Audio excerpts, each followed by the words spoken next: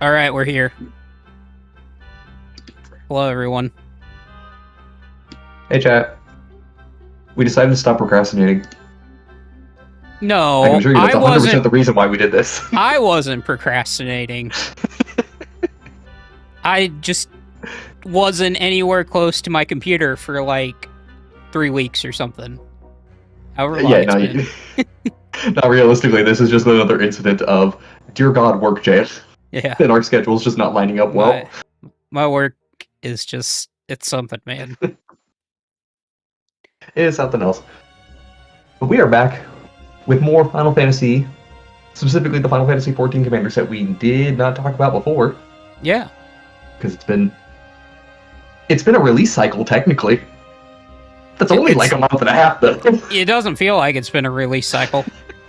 We've had, what, 2 sets come out since then? Yeah. Holy crap. Nah, it has been, I think it's been, actually, I can just look at the thing. When was the last time we rated these guys? Find a random Final Fantasy Commander that we already rated. Would have been the 1st of July. You can't do Yishola because we re-rated her, right? Forgot about that. Right. Game itself. I look at you. June. That has been 3 months, so it's been a minute. Okay. Yeah. It was like the end of June, beginning of July. I remember that. Yeah, more middle June, but yeah. Oh my god. Where's my time going? Out the window. Anyway. Okay. Alright. So, remind me again.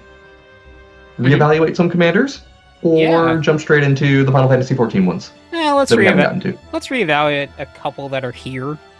Just because I have this tier list pulled up. Mm-hmm.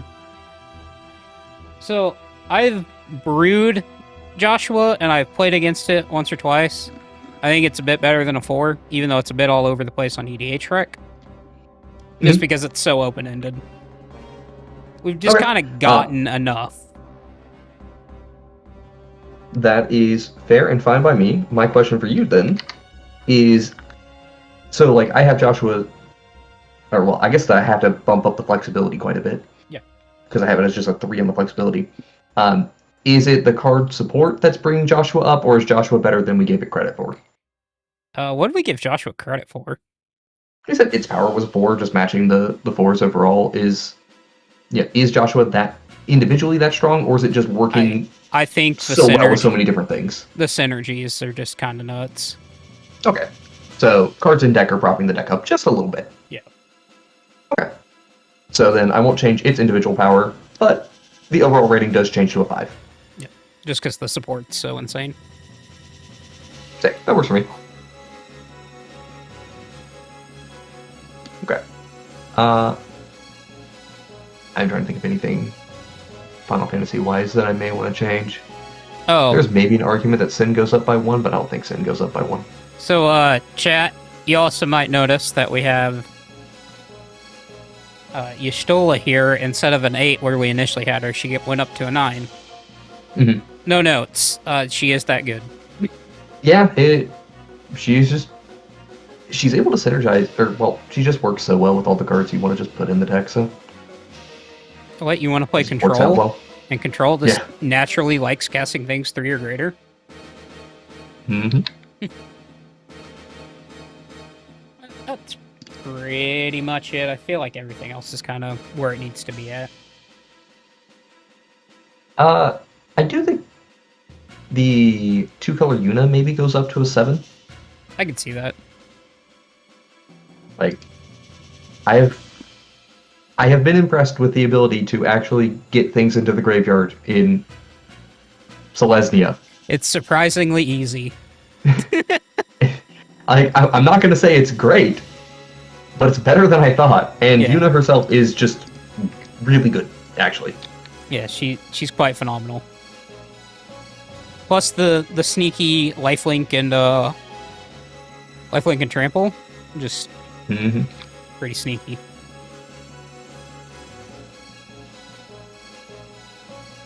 Oh, because I got mana flooded with Yishola. Yeah, that can happen. But then again, she's also a deck that doesn't mind getting a little extra mana just because it, like, that enables you to just double cast without needing to attack with her to trigger her, but yeah, whatever. Well, it also depends on what pod you're playing it in, right? If you're playing into a hyper aggro pod, you're probably getting run over. Just the nature of playing control into hyper aggro. If they know what they're doing.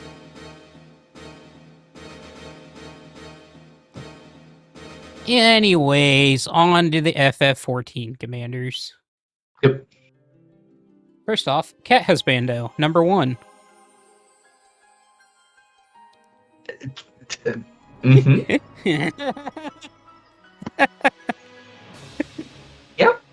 Yep. Catboy number 1 is certainly a card. It does some things. It says like 5 mana, 3/5 with reach. Whenever one or more other creatures and or artifacts you control die, draw a card. This ability triggers only once each turn. Maybe. Just man, it's certainly a card. Look, I'll be honest. The creature dying once a turn, draw a card as a commander is actually pretty solid. But we are doing this in white, not black, and we are doing this at 5 mana, not 3 or 4. Yep. If this was 4 mana, we'd be talking. Like, I think there's enough there that you can do stuff with just random self-sacrificing. Anyways, like Eldrazi Spawn help. Anyways, it's probably like a 2. Yeah. We have some mana, and this jumps up to like a 4. Yeah. We had some sauce. The sauce was unfortunately blocked by 5 mana. The sauce was also, unfortunately, a draft uncommon. True. Anyways, coolest card in the set? Tatari Taru? 1 and a white for an 0/3 Dwarf Advisor. When Tatari Taru enters, you draw a card and target opponent may draw a card. And they have, whenever an opponent draws a card, if it isn't that player's turn, create a tap treasure token. This ability triggers only once each turn. It's like pretty good. Just as a card. Yeah. The give your opponents extra cards on your turn. Or, yeah, you can also do it at instant speed on an opponent's turn, so stuff like Temple Bell and whatnot, but I mean, it is definitely not that strong, as we are just playing a commander for ramp. Yeah. And maybe some flicker card draw and stuff like that. Yeah, as a card, very strong. As a commander, not so much.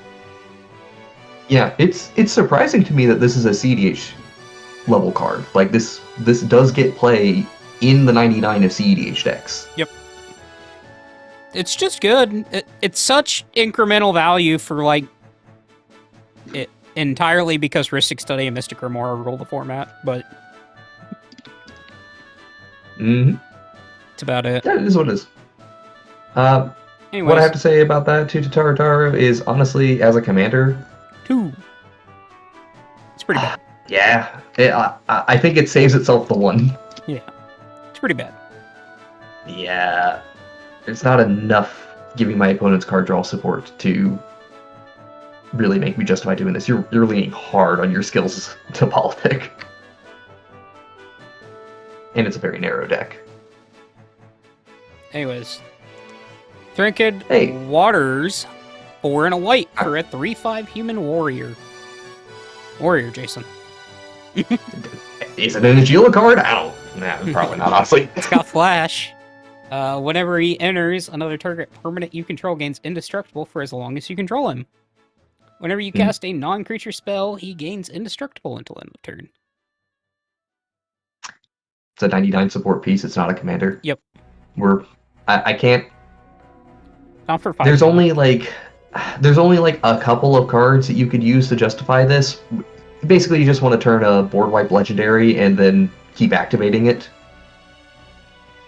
Like Karn Silexing people or something like that, but I don't even think that one destroys. I'm pretty sure that one exiles itself, so I don't even know how you do this. It feels like a 1 to me. It's just really not doing anything. It does literally nothing. And it's narrow. Like, you have to play a Legendaries Matters deck. Speaking of narrow and have to play Legendaries Matter, Jason. Alright, I got this one. I'll read both sides. So, we have Vanette. Heart of That's a Place. 1 white for a 3/3 legendary creature, Elder Wizard. Whenever you cast a legendary spell, draw a card. Activate this ability only once each turn, and then Hero Centering. 7 mana, tap. Exile target non-land permanent, transform Vanette. Activate only as a sorcery. Backside is the Mother Crystal. 4/4 legendary creature, God, with Indestructible and Blessing of Light.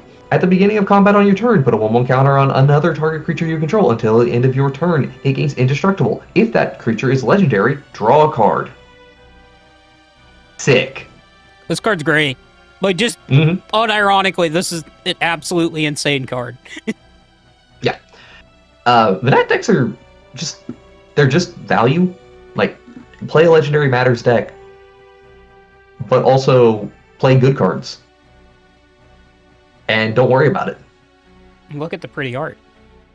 Because we all know you're buying the borderless foil of Vanette. Let's be real here. It is quite nice, and it's honestly not that expensive. Nope. Or, well, at least not on foil. I don't know what the foil is. But it's got a promo that's $7, so, like... Yeah, it's not super expensive. Anyway.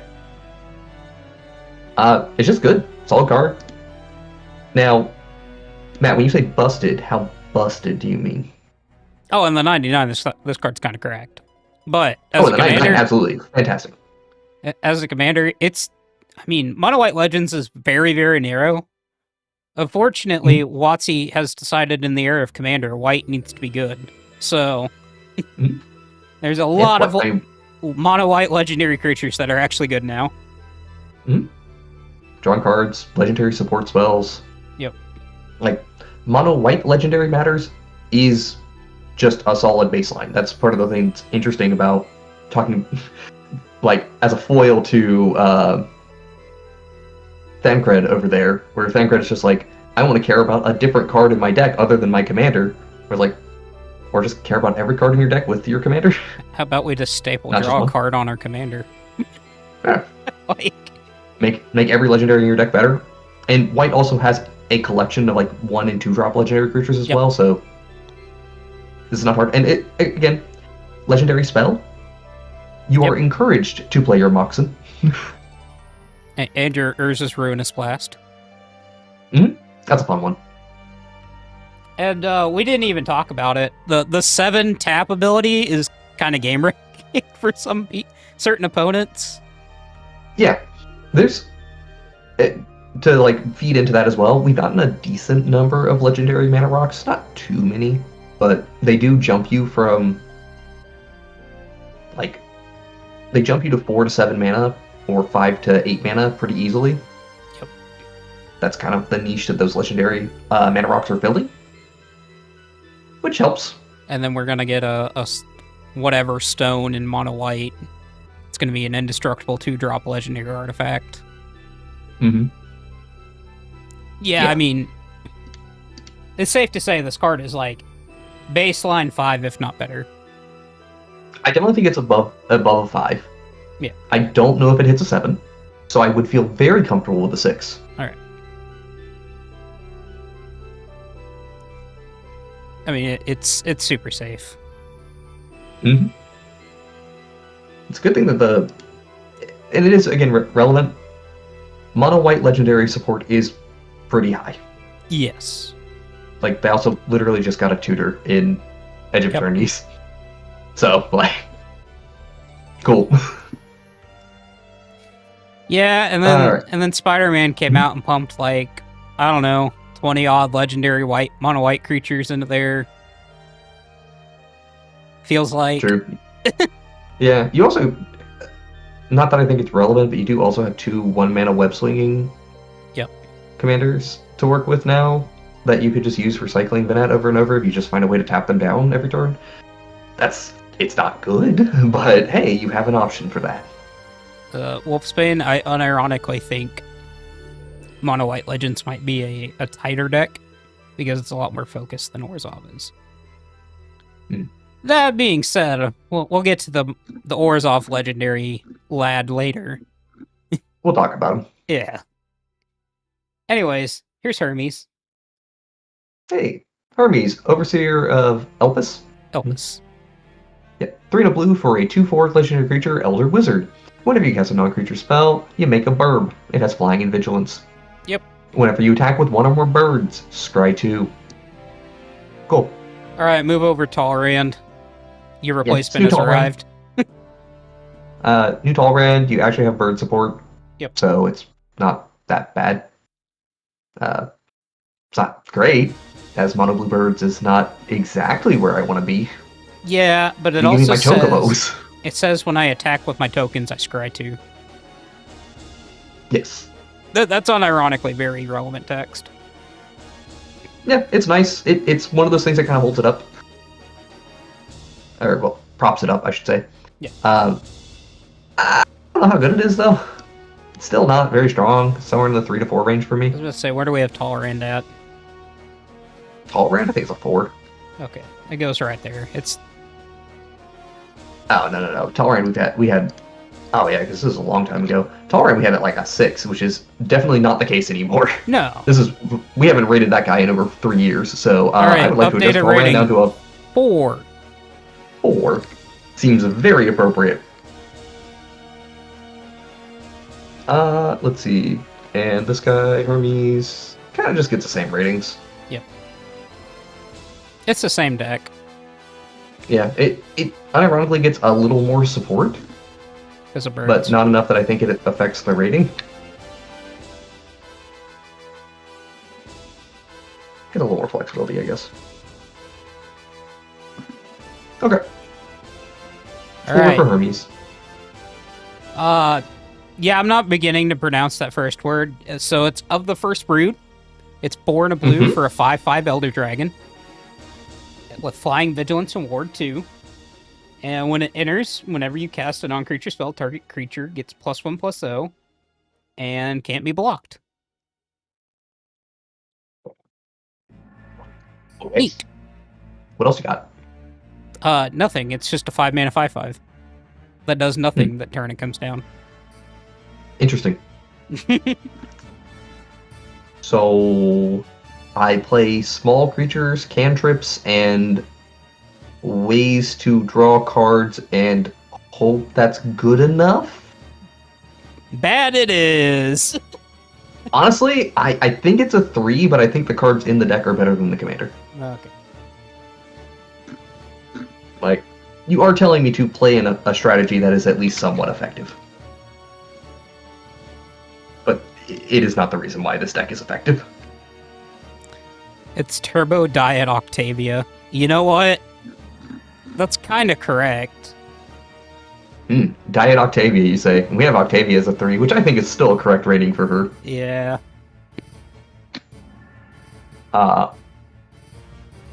Yeah.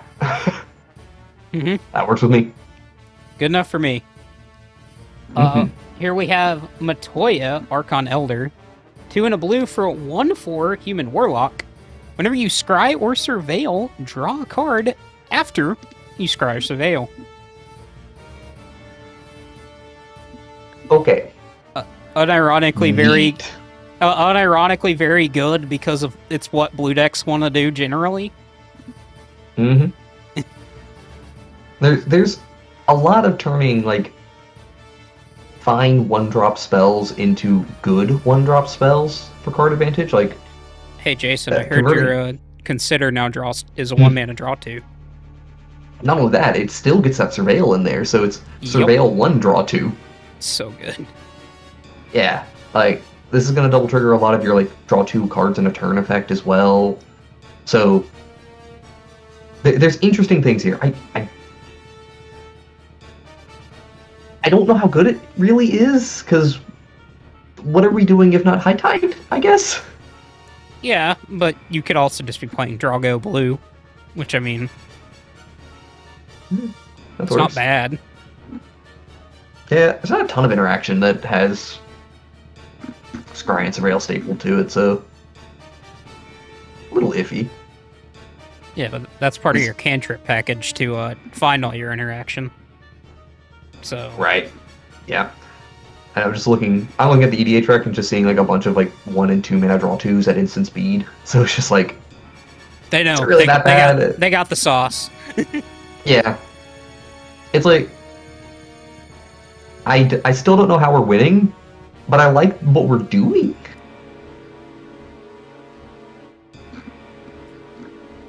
Yeah, I guess we're just doing like all of our whenever you draw cards. So it's just it's a draw cards deck.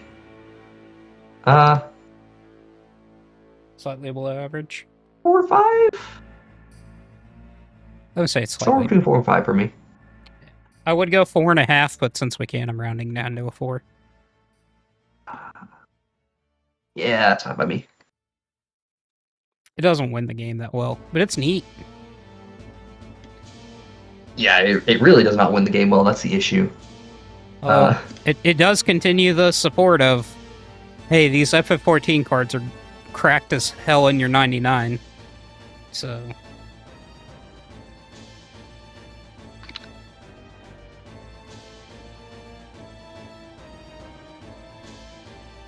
yeah, I am putting a note for this one of just it easily gets a higher rate, gets rated higher if it gets better win cons that care about Scry or Surveil. Yep. Because it's going to find them. That's not the hard part. I just can't tell you how it wins. Right, like aside from sitting there going like, I guess we psycho scroller people or something. Like, I don't know if I'm gonna draw 40 doing this, but I will do a good job. Mm-hmm. All right. Ooh, the big Yishola. Yishola rule. 4 blue for a 3/5, a legendary creature, cat druid. At the beginning of your end step, exile target creature you control, then return to the battlefield under its owner's control. If it is the first end step of the turn, there is an additional end step after this turn. Hold up. Wait a minute.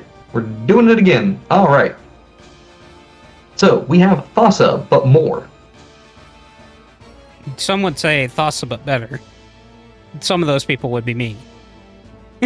Yeah, it's an interesting question as to whether the mana efficiency makes up the difference. I think this is one of those situations where I would accept the higher mana cost for the additional value. Just depends on how much, if you're playing free interaction, like, absolutely I will take this one over the other one, but if you're not playing free interaction, then different story. Alright, we got the sauce. Everybody get the sauce? Oh yeah, Warp is hilarious, because you just flicker the Warp creature. That's funny. Yeah, Warp is very good, although the number of good blue Warp creatures right now is basically just Quantum Riddler. And of course you have Anti-Causal Vestige, but... Starfield Vocalist. Starfield Vocalist is also... yeah, you can get that down for 2 mana, I guess. Yeah, that's true. That's pretty good. Yeah, it's a 2 mana discount, because you still get to... Double checking the wording on your Yishola again. Alright. Here's an additional end step, right? So... you do get to flicker 2 creatures. He doesn't have to be the same creature. Yep. That also means anything that triggers at end of turn triggers twice. Yes. So... so... spicy in-step triggers. Conjurer's Closet is absolutely one of them. Yep. May I present to you Jingataxis Korok? Yeah, sure, you can. That's pretty good. It's a pretty spicy one. Mm-hmm. I don't know. I definitely think it's decent to do some additional instep triggers, but I don't know how many you actually want. My thing is, unironically, there are just enough cards that you already were going to play in the mono blue flicker deck that have instep triggers that you're going to play them anyways. Yeah. Hey, if you want the instep triggers, you can play with them. It doesn't really matter that much. What matters more is just, oh hey, I can flicker a million creatures in mono blue, and mono blue likes to flicker things. What? No way. Yippee! It's not too hard to figure out what you're doing with this. Yeah. Well, we know what we're doing. It's very good. Mm-hmm. Yes, and unironically, relevant thing, just to talk about it, Flicker decks notoriously have a hard time winning the game as well. They're really good at accruing value, but they have a harder time at killing things. That is less of an issue when you're doing something like Flickering Summon Bahamut. Yep. You're getting both the interaction and the card draw that you want, as opposed to having to pick between the two, which was one of the weaknesses of Thassa. Also, because we're here, Thassa Deep Dwelling, we have it as a 6. I still think that's a fair rating for Thassa. Yeah, so this is a 7, because it's just strictly better. Yeah, I think it's this is like the 6.5 for me. Because 2 mana does matter a lot, but at the same time, you're playing a Flicker deck who wants the game to go long anyway, so, like, who cares? Yeah. You're already going to make it miserable for your opponents. Might as well keep them around for a couple extra turns.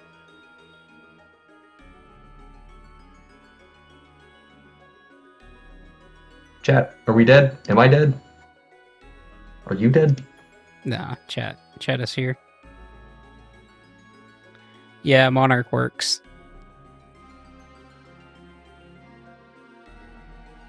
Oh, I think Jason might have died.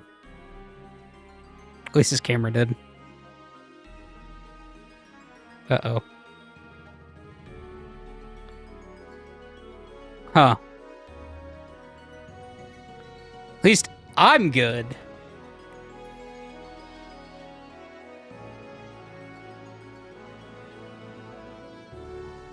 Don't worry, chat. The show can go on and will go on. How does the FF set affect the conspiracy format?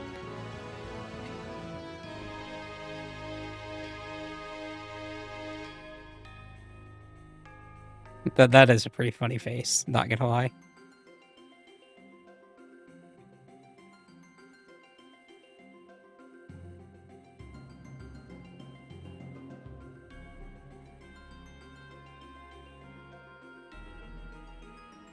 Oh, maybe.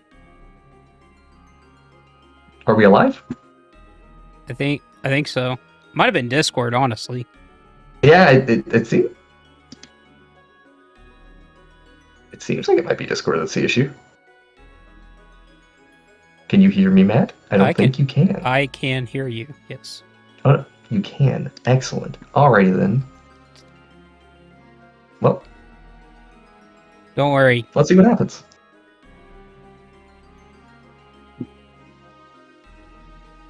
Okay. Is everything all right? I think we're good. I think we're good. All right. Thank you, Discord. We got Fan Daniel, Telefori, a Scion? Yeah. Your guess is as good as mine. It's 4 and a black for a 4/5 Elder Wizard. Whenever you cast an instant or sorcery spell, surveil one. At the beginning of your end step, each opponent may sacrifice a non-token creature of their choice. Each opponent who doesn't loses 2 life for each instant and sorcery card in your graveyard. A funny Punisher. Mm-hmm. How good is mono black instants and sorceries, Jason? It's honestly not the worst. Just because black has good instants and sorceries to work with. Just removal spells, ramp spells, things like that. Yeah. And it can mill itself. And then it has, Yogg-Will to cast things from your graveyard to go ham if you want to. Yep. Plus it's surveilling to get stuff into the graveyard. So it's like, it's not great, but it's not bad. I mean, this effect is very... Your opponents are sacrificing creatures, even if they don't want to. Because losing, I don't know, 12, 14 life is kind of a big chunk. Yeah. And it has to be a non-token creature, which is really relevant too. Yeah. Huh. Okay. So it doesn't immediately become a Shieldred, but it pretty quickly becomes one. Yep. Huh. That is really interesting. It's like a thinker. Yeah, it makes me think. And man.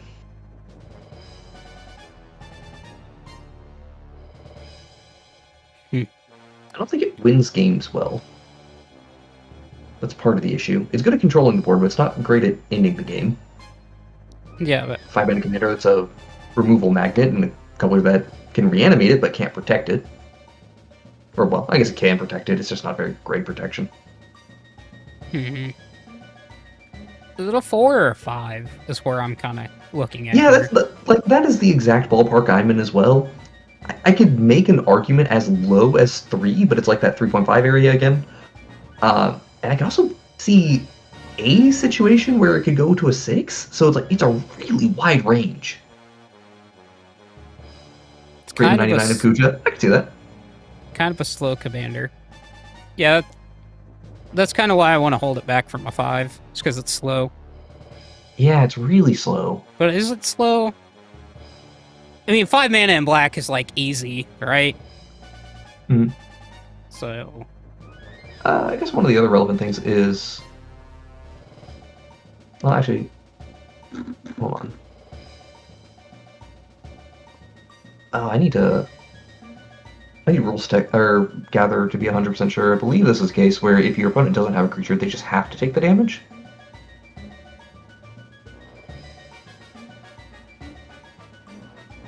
each opponent who No. doesn't. Right, like you can. That's the thing. This wording is. If we were using the old wording for sacrifice, this would be much more clear to me. Each opponent who doesn't, which means doesn't choose to sacrifice a creature, even if they don't have one. I think you're forced to choose no. That bugs me. No, because of the rules change or the wording change that they did not too long ago. I think this is just a matter of you pick sacrifice or to take the damage, one of the two. If you can't sacrifice, you can still choose to try to sacrifice. It's the issue of the words of their choice is reducing clarity in this situation. Cards. Oh, if you don't see the gather text down there, it doesn't have any. Oh, nice. Yeah, so... Yep. I think this is a situation where you can still choose. You can choose to sacrifice a creature even if you don't have one and not take the damage. Yeah. Okay. That is a world of difference on the rating, by the way. Yeah. If I can sit there and kill all of my opponent's creatures except for Vanette, and then sit there and go, okay, cool, each of you are taking 17 or 18 here. We can say completely different things about how well this deck ends games.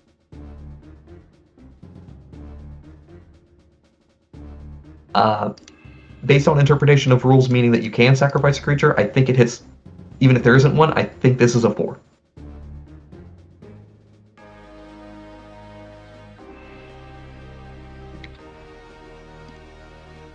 If you can do it the other way, where if they don't have a creature, they have to take the damage, then this bumps up to like a 6.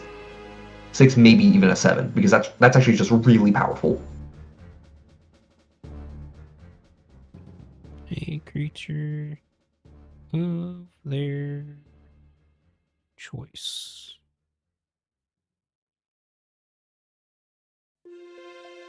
Is on the 95. You have to take the damage.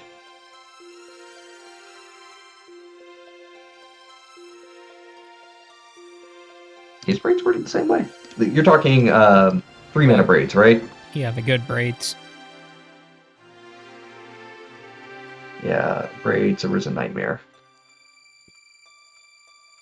I know you do have to take the damage there. So, you may sacrifice an artifact creature planeswalker. If you do, each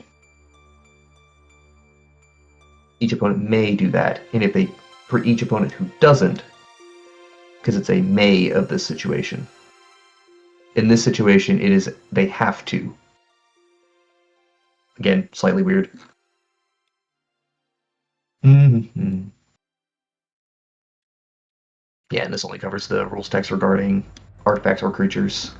Like if you have something that's multiple typing, so there's no rules text otherwise. I want to say it works exactly like braids. Because they may sacrifice the chosen thing. Really don't know still. The wording here is just different enough that I'm like, I don't know. Usually in this situation, it would say doesn't or can't.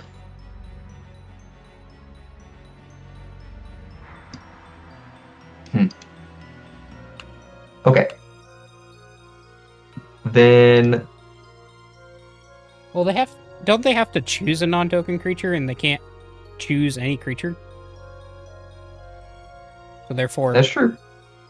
Yeah, in theory. Therefore, you have to take damage. Yeah, okay. Here, this is note time. Yeah.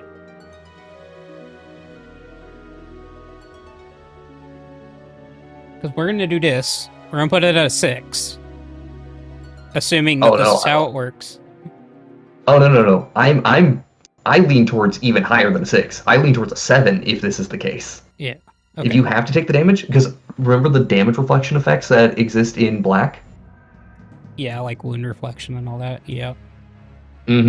Yeah, so...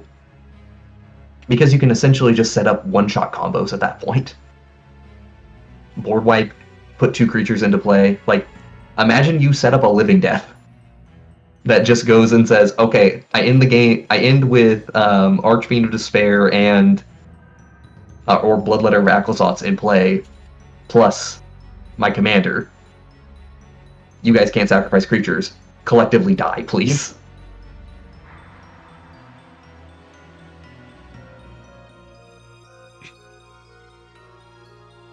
So, we're gonna say it's a 7 if they have to take the damage, and a 4 if they have the option, right? Or is it a 5 if they have the option? I think it's a 5 if they have the option. Okay, we will go with that.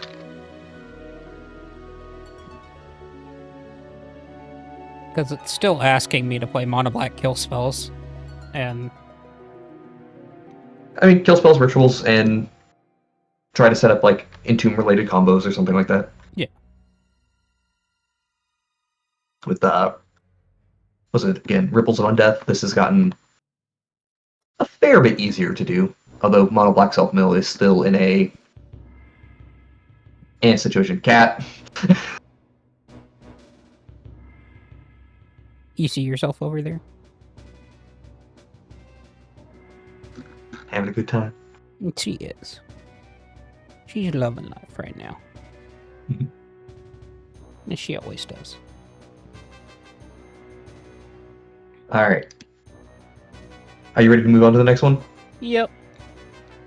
We got a Gaius Van Balsar. 2 black for a 3/2 human soldier. When he enters, choose one. Each player sacrifices a creature token of their choice. Each player sacrifices a non-token creature of their choice. Or each player sacrifices an enchantment of their choice. Great card in the 99. Terrible as a commander. Moving on. Yeah, it's kind of a 2. Oh. He doesn't easily loop, which is part of the issue, but having a Fleshbag Marauder as a commander is not bad. It's just not great. Yeah. Still though, it's got decent support. If it worked well with Thonian Nightmare, then I would have different things to say.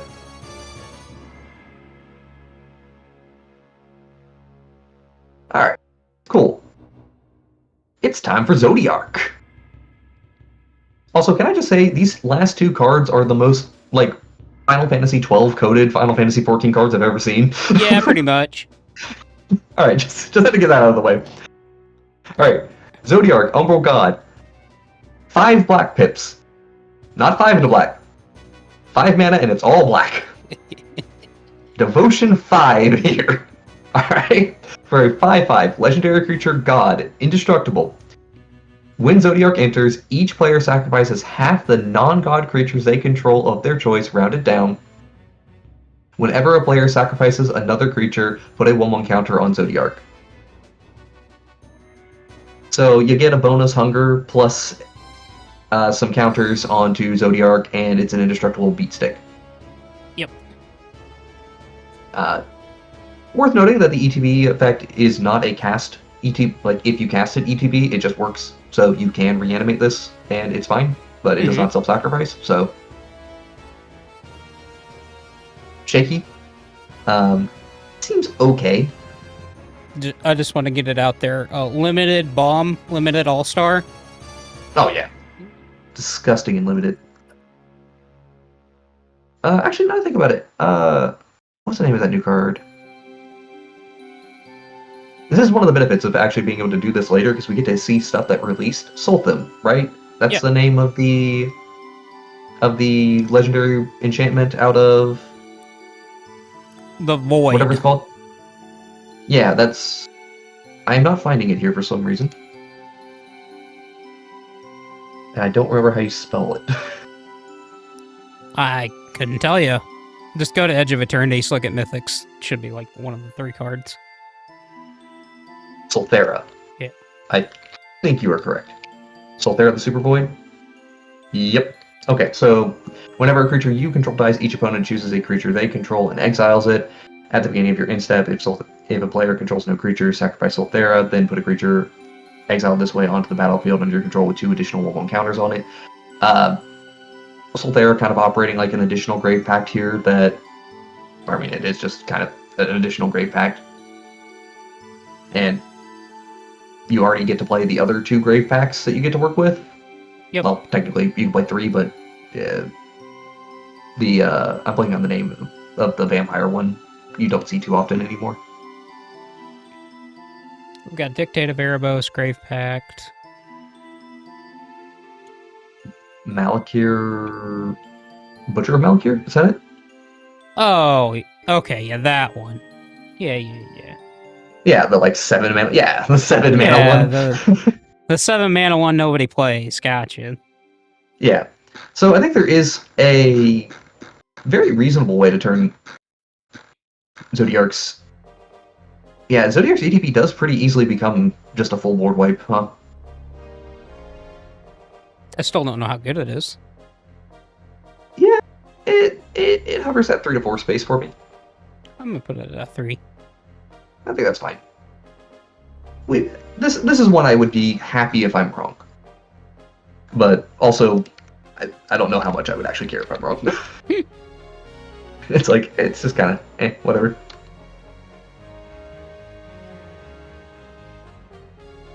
Alright, next one is Krill? Krill. You're good, Jason. Krill, Bald Scion. Yeah, just Krill, Bald Scion? I don't know. So this is blue and white. For a 2/1 legendary creature, Dwarf Wizard with Lifelink. Whenever you cast a non-creature spell, you may return target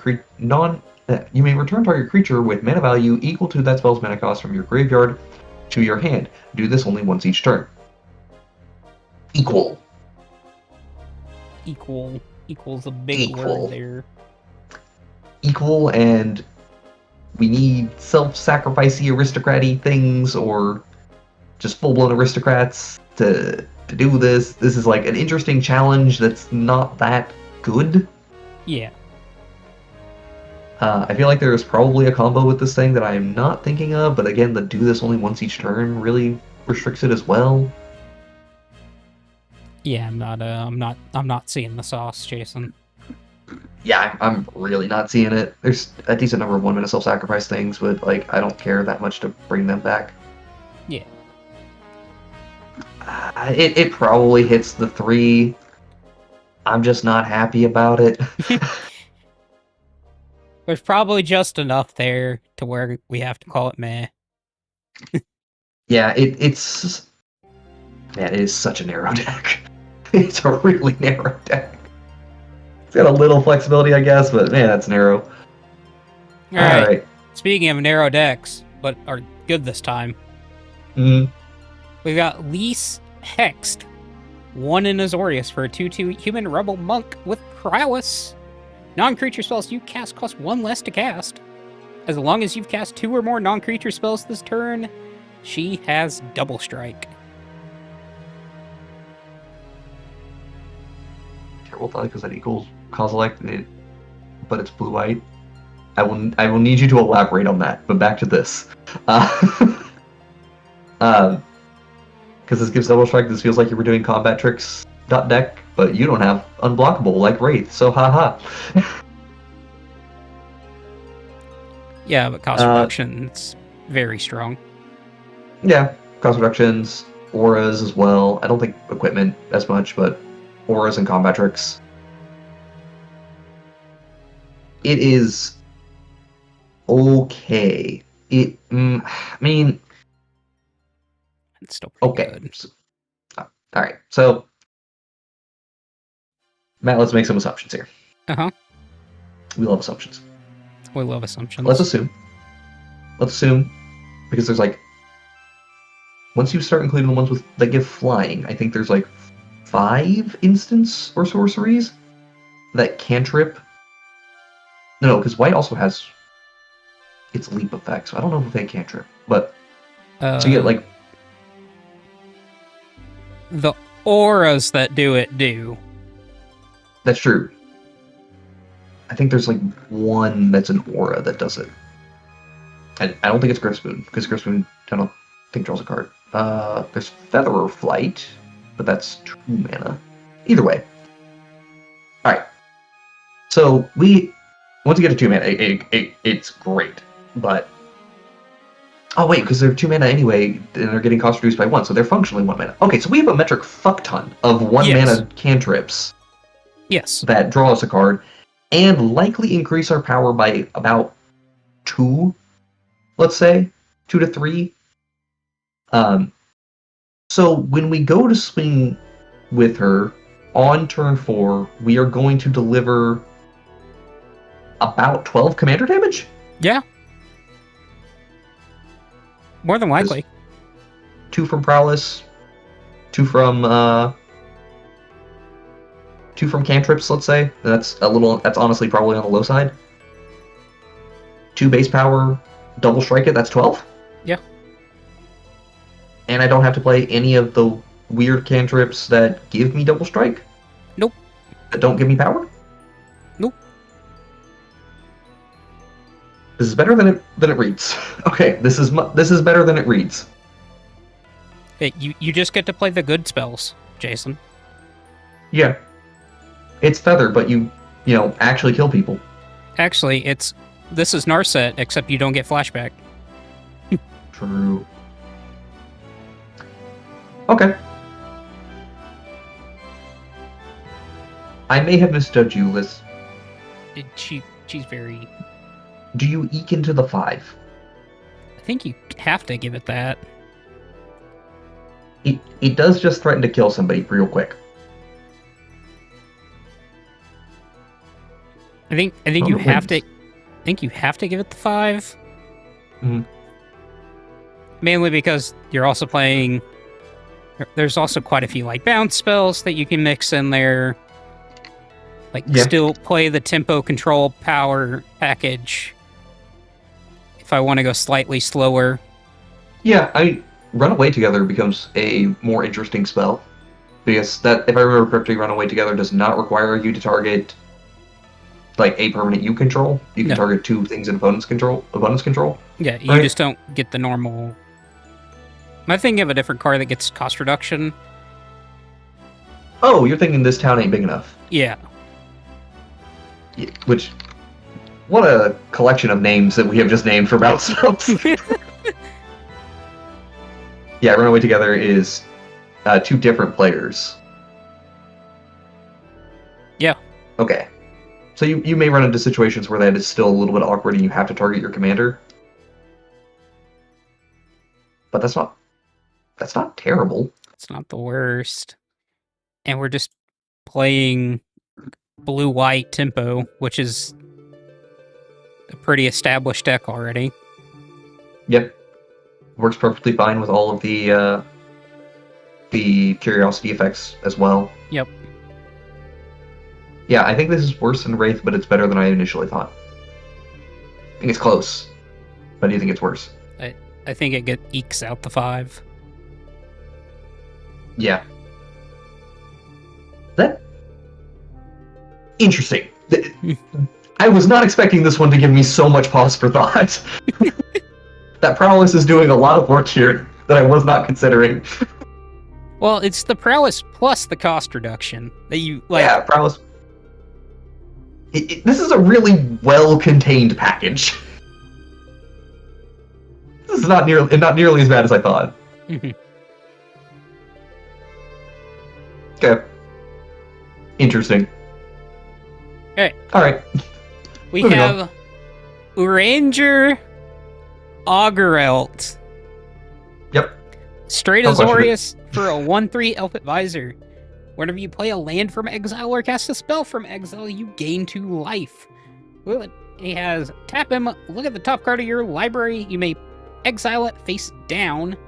And there's also another tap that says until end of turn you may play cards exiled with him, and spells you cast this way cost 2 less to cast. This card sucks. He draws me a card every other turn for 2 mana. Yeah. And that's my commander.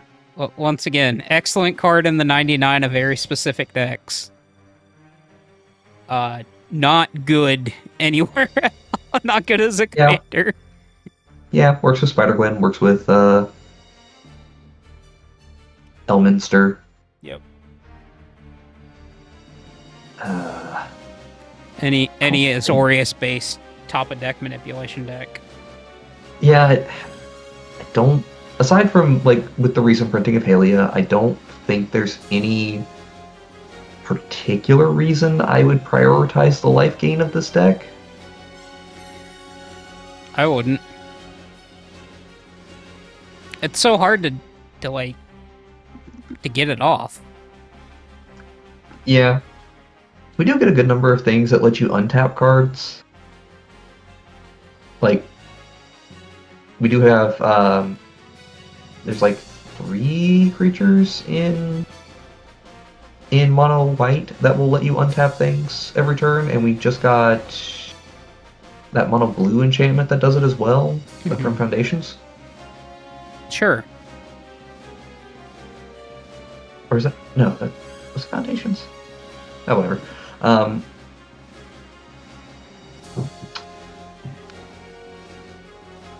it's 2 mana. Thank you for... You're welcome, Wolfsbane. Enjoy! Yep. Enjoy this random card that can go into that deck. It is 2 mana. I think it gets the 4. Man. It's a real shaky 4. Yeah, it's a bit shaky. I think it's another one of those situations of it's going to draw you more cards than you think. And because it's a 2 mana commander, it's better than you'd think. Also, dear lord, does it have so many options for just random things that you can put in this? Because, like, it's very flexible in how you do it. You just need to make sure you have untapped stuff. Yep. Alright. We did it. We're done with blue for a moment. Orzhov Legends! Hooray! Alright. It's Ardbird, Warrior of Darkness. 1 white and black for a 2/2 legendary creature, Spirit Warrior.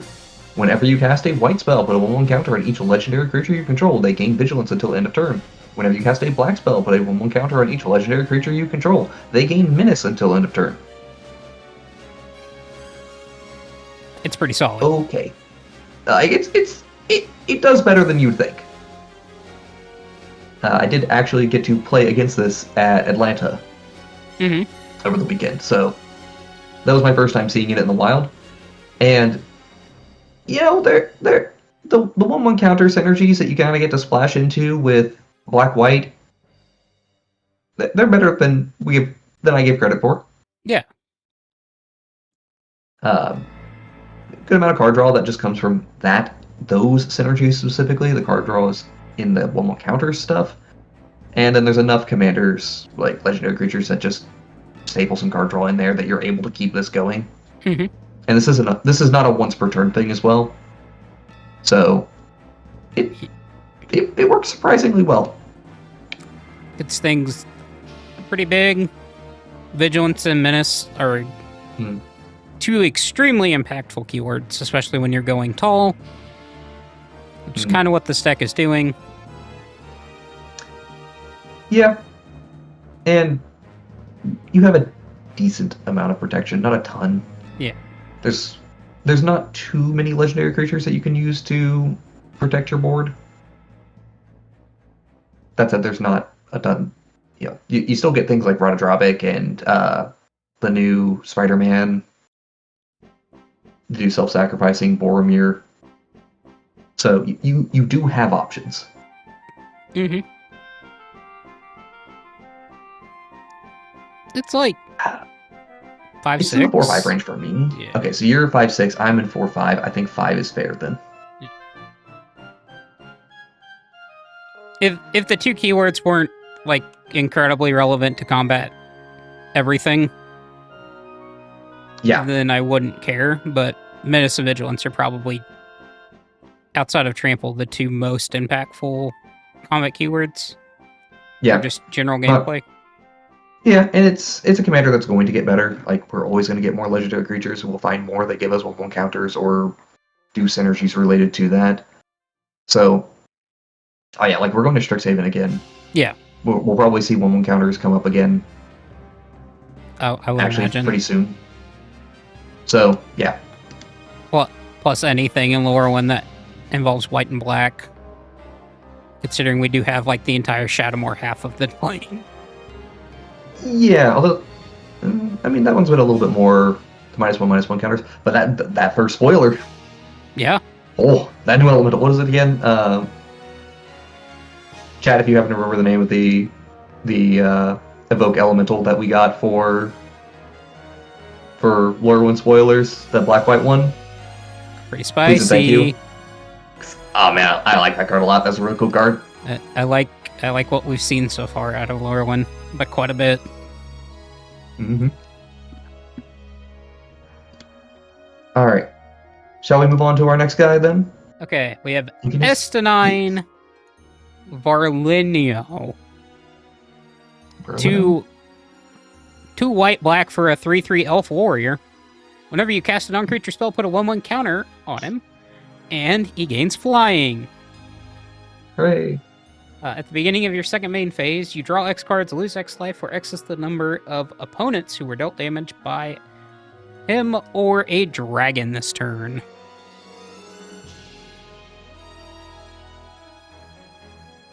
So you're going to draw 1 card and lose 1 life. Yeah. Like, the dragon part of this is just so random. I'm sure it flavorfully makes plenty of sense. It's just mechanically, it's so random. It's so whack. Like, yeah, we have black white dragons. It's pretty bad. Something. It's pretty bad. To say black white it's dragons are. just say it's pretty bad. Yeah, I mean, I'll be honest. I have a Kalia deck that plays Mardu dragons, and I don't think there's a single one in my deck that is black or white at the moment. There is exactly one white dragon I would like to play, and it costs 8 mana, I believe. Are we talking like pure?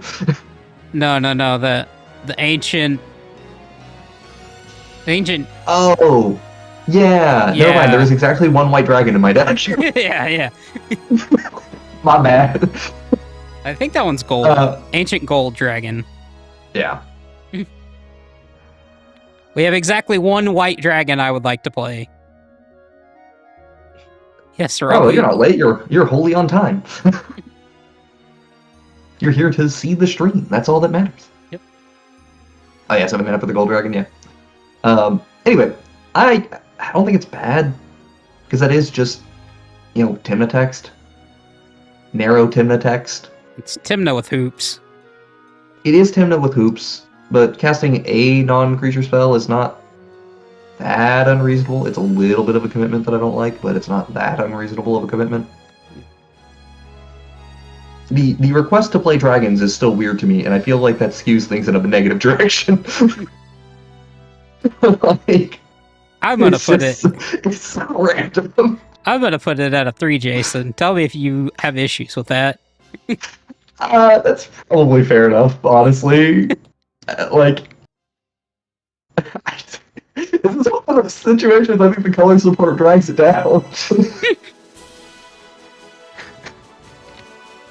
It's like, this is actually a pretty decent card. It's just, what are we doing with dragons?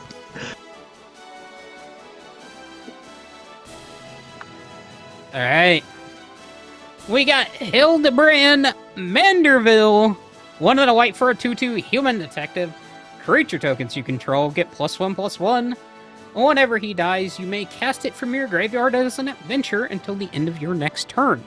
The adventure is Gentleman's Rise for 2 and a black. Instant speed adventure and it makes a 2/2 black Zambino creature token. Okay. That's black white tokens with an Ansem in the command zone. Yep. That is a little easier to cast again. Yep. It's alright. I genuinely don't think this is very strong. It's just black white tokens. Yeah. More specifically, just with an Anthem, and maybe being okay with sacrificing your commander as fodder. I feel like it's components. I feel like it's pretty meh. It feels quite meh to me. 3 meh. Honestly, could even maybe go down to a 2 for me, but I think this is card support. Like, support props it up. I mean, it is a 2-mana commander. Yeah, it is also a 2-mana commander, which is relevant. A little less relevant here, but it is relevant. Speaking of 2-mana commanders. Boy, do we have so many of them. You go, right. Jason. You get to pronounce this one. Papalimo? Totolimo? Papalimo Totolimo? Anybody who plays Final Fantasy XIV, let me know if I'm at least in the ballpark of this. Alright, so it is Orzhov. For a 1/2 legendary creature, dwarf wizard, with whenever you cast a non-creature spell, dude, deals 1 damage to each opponent and you gain 1 life. Cool, we can store. Yeah. And then 4 generic mana and tap, sacrifice, dude. Each opponent who lost life this turn sacrifice a creature with the greatest power among creatures they control. I feel like I don't want to ever activate this ability, even though it's there.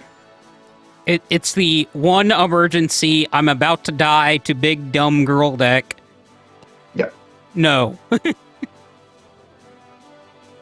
You nearly killed somebody with him just off of Infect. That's funny. That's pretty funny. Yeah, we do have Tainted Strike to work with if you want to try to do that. Yeah, I mean, we have Storm options, but white really does not add anything to it. You're really working hard on Mono Black Storm at that point, and 1 damage is not where I want to be. Nope. Is there any way to infinitely cast a non-creature spell? I can do this with creatures. I can... No, I don't think I can... Oh, no, there is a way. It's the dumbest and stupidest... Like, it is the most me-coded way to do it, just using Thonian Nightmare. Sure. Yeah, the established Thonian Nightmare loops work here. Or as they give effect as well. Yeah, I guess. Relevantly, this is not... Hold on, double check my wording here. Non-creature spell. This is not instant or sorcery. It is non-creature spell. Yep, so... Any artifacts, enchantments work. Yeah. Chain of Smog should just be a copy. It should not be a cast. I will double check to be 100% sure. Each opponent may copy it. Yeah. Yep. They copy the spell and choose new targets. There is no cast there. So, which is why it works with Magecraft, but it doesn't work with other stuff.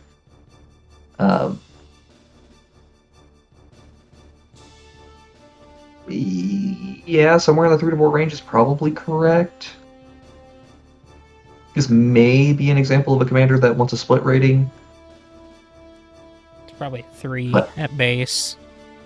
Yeah, I don't think I have. I don't think I have much to say in how to really improve it, though. Like, how to turn this into the storm combo deck you want it to be, or something like that. I don't know that you can. While you still want white in the deck. I think that if you do, it involves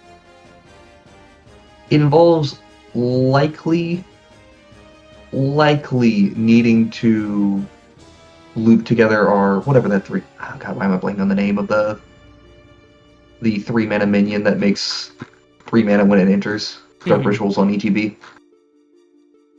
It'll probably involve that guy. Phony And Nightmare. Yeah, Phony Nightmare. That's kind of an easy one. It maybe can be done with enchantments when you go to your Cloudstone Curio loops. You don't think we're going to get Magecraft if we go back? I think we will, but I don't think it'll be a major focus. I think you'll see like each color combination, like maybe 10 cards with Magecraft in the whole set. Yeah. Something like that, like one in each monocolor and then one in each faction. We'll get whatever the new hotness is instead. Yeah, it may be that they just do like a cycle of mythics or something. They're like, okay, we know this is going to get broken, but here you go. Yeah. They kind of learned to pump the brakes on it last time. Mm-hmm. Anyways, Jason. Yeah. It's that time. I heard you like signpost draft uncommons. Boy, do I! Oh my god. Okay, so Omega Heartless Evolution.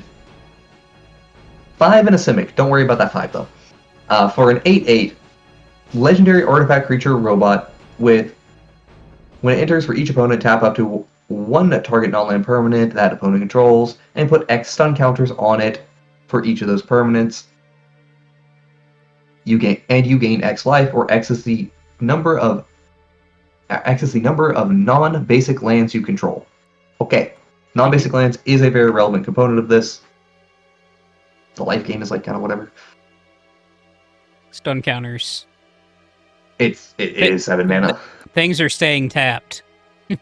But it is 7 mana. They sure as hell are staying tapped. Too bad you're not in white to play the new Spider-Man card. Yep.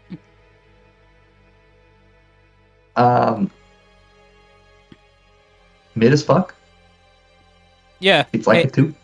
Hey, look, it's the pack 3 pick that I can only pick if I'm in the very specific deck. To be fair, that card was very splashable in that limited format. Oh, yeah. But I also had to be in... I had to be taking towns normally. I do find it interesting as being like the Field of the Dead land strategy. Like a dedicated Field of the Dead land strategy. Neat. That's just your payoff so bad. Yeah. And we are in Simic. Yeah, I mean, I could maybe justify bumping it up to a 3 as a result of just being in Simic and playing lands. Sure. But at the same time, this one specifically wants me to be flickering stuff to keep reusing it over and over, which is not where I would like to be. Look, we had Ignis, which is also a lands deck adjacent, as a 2, so therefore this is a 2. Yep. Alright. We have Gara Tia, Scion Reborn. Esper for a 2/3 cat wizard with lifelink. Whenever you cast a non-creature spell, you may pay X life, where X is that spell's mana value. If you do, create a 1/1 hero token and put X/1/1 counters on it. Do this only once each turn. Once each turn, you gotta say. Jason, I like making 6 mana creatures off of my Force of Will. Oh yeah, but yeah, just make a 5/5 off of casting free interaction. Yeah. Yeah, I mean, free interaction does help a lot. You are killing people. You are killing yourself as well, though. So like, No card draw staple to this, just card. The card advantage is the creature. So Suicide Esper not as good as Suicide Abzan.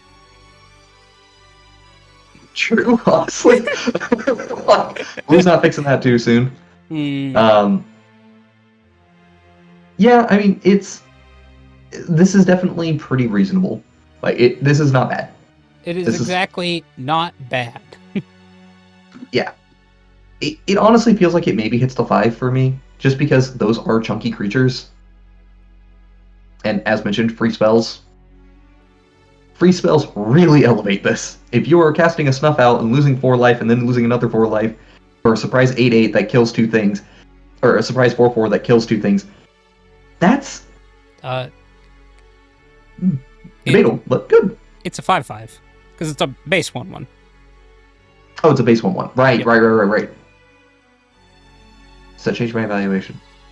No. Probably not, because that does. Well, okay, that does change my evaluation slightly, because that does mean that 0 drops just give me something. Like I'm still guaranteed to get a creature just for casting a 0 mana spell, and it's once each turn. So,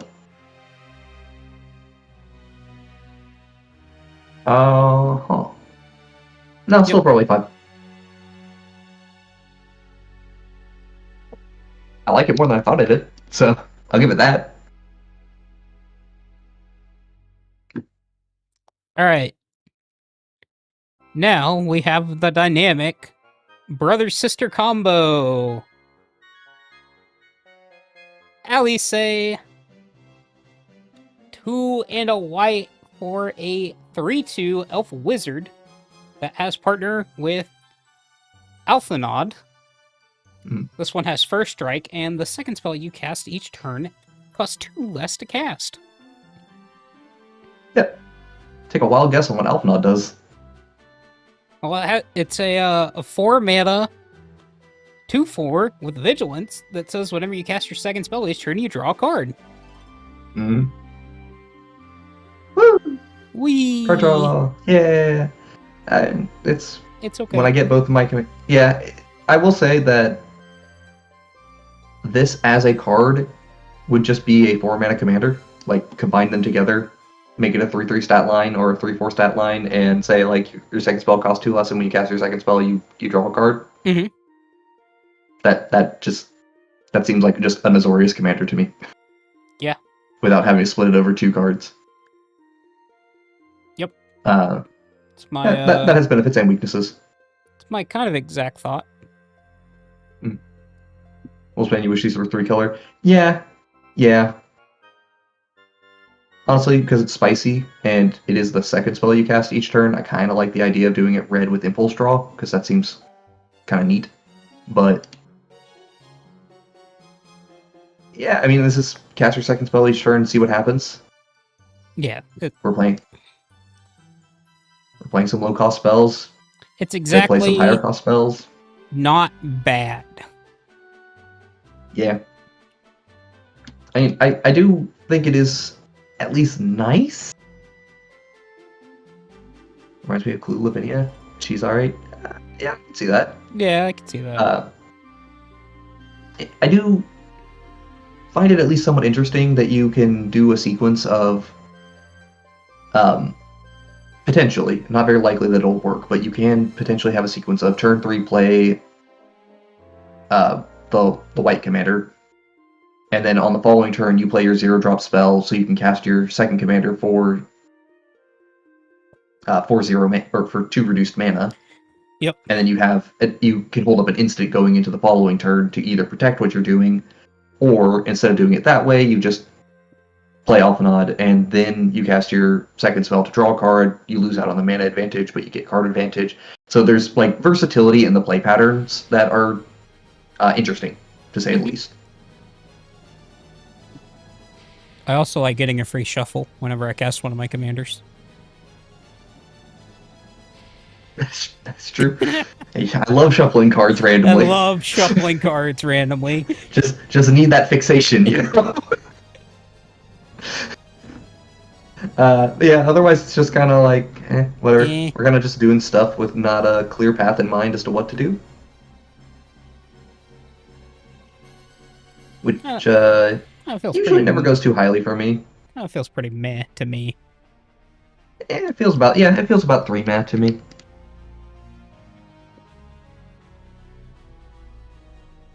I do think we will see more support that will make this maybe a little more interesting to give it a little more direction, but right now, what we get for casting 2 spells in a turn is very, well, varied. They are greater than 99. This is true. This is true. And it's always nice when one card in your deck just gets to ETB and tutor something. Even if it is just a paired card. That's card advantage staple to it. So, we'll take it. Okay. So, we have finished the Final Fantasy XIV stuff. We are caught up until Avatar: The Last Airbender. And boy, is there going to be a few creatures in that one. What are you talking about? We're already behind. There's new secret layers. Well, we got 10. We have 10 all legendary creatures to rate because of secret layers. Yeah, let me see. So we've got 9 out of the PlayStation drop and then in Jaws.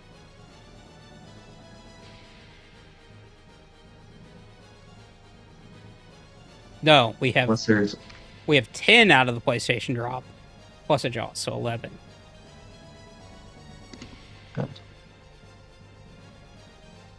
Here, I need to...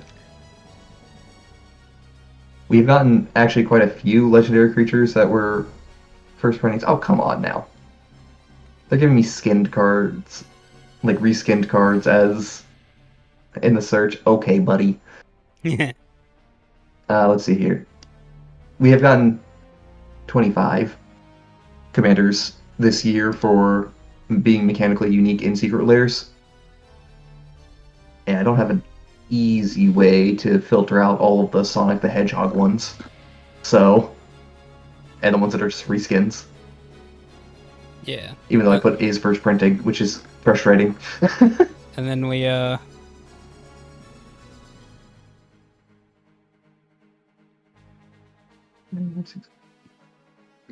don't think I'm going to break apart my Lara Croft deck because I'm not feeling her. That's fair. 11. We have 11 new ones. Yeah. Cool. Plus, whatever else they decide to drop on us. I imagine, like I said, Avatar: The Last Airbender is probably going to have like 100 to 110 legends. I do think they will hold back a little bit on that one, because there's not, unless you want to do like multiple versions of the same card, of the same creature, like 4 Avatar Aangs. We're going by book, Jason. Plus Korra. Oh, I thought this one wasn't going to include Korra. Oh, even if it doesn't, still. Mm-hmm. Yeah, either way. Plus, we have more Final Fantasy to talk about. Yeah. To be fair, I do think it's still going to be like 60 commanders. I think that's probably about the number we're looking at. Yeah, we're going to have 25 or 30, which is like Spider-Man that we actually talk about, and a bunch of chaff. Oh, right, they're doing Jumpstart for this one, aren't they? Yep. And that's where we have the mono white Momo. Okay, now you're right. It's probably going to be about 100. Like I said, we're going to have about 25 to 30 that we actually talk about. My goodness. Okay, well, anyway, let's have more fun with brewing, shall we? Yeah! Let me get that pulled up. I want to talk about new cards that are... Neat. Well, I mean... Actually, like, deep diving on something, because we haven't gotten to do this in a minute. Easier. Come here, Norman.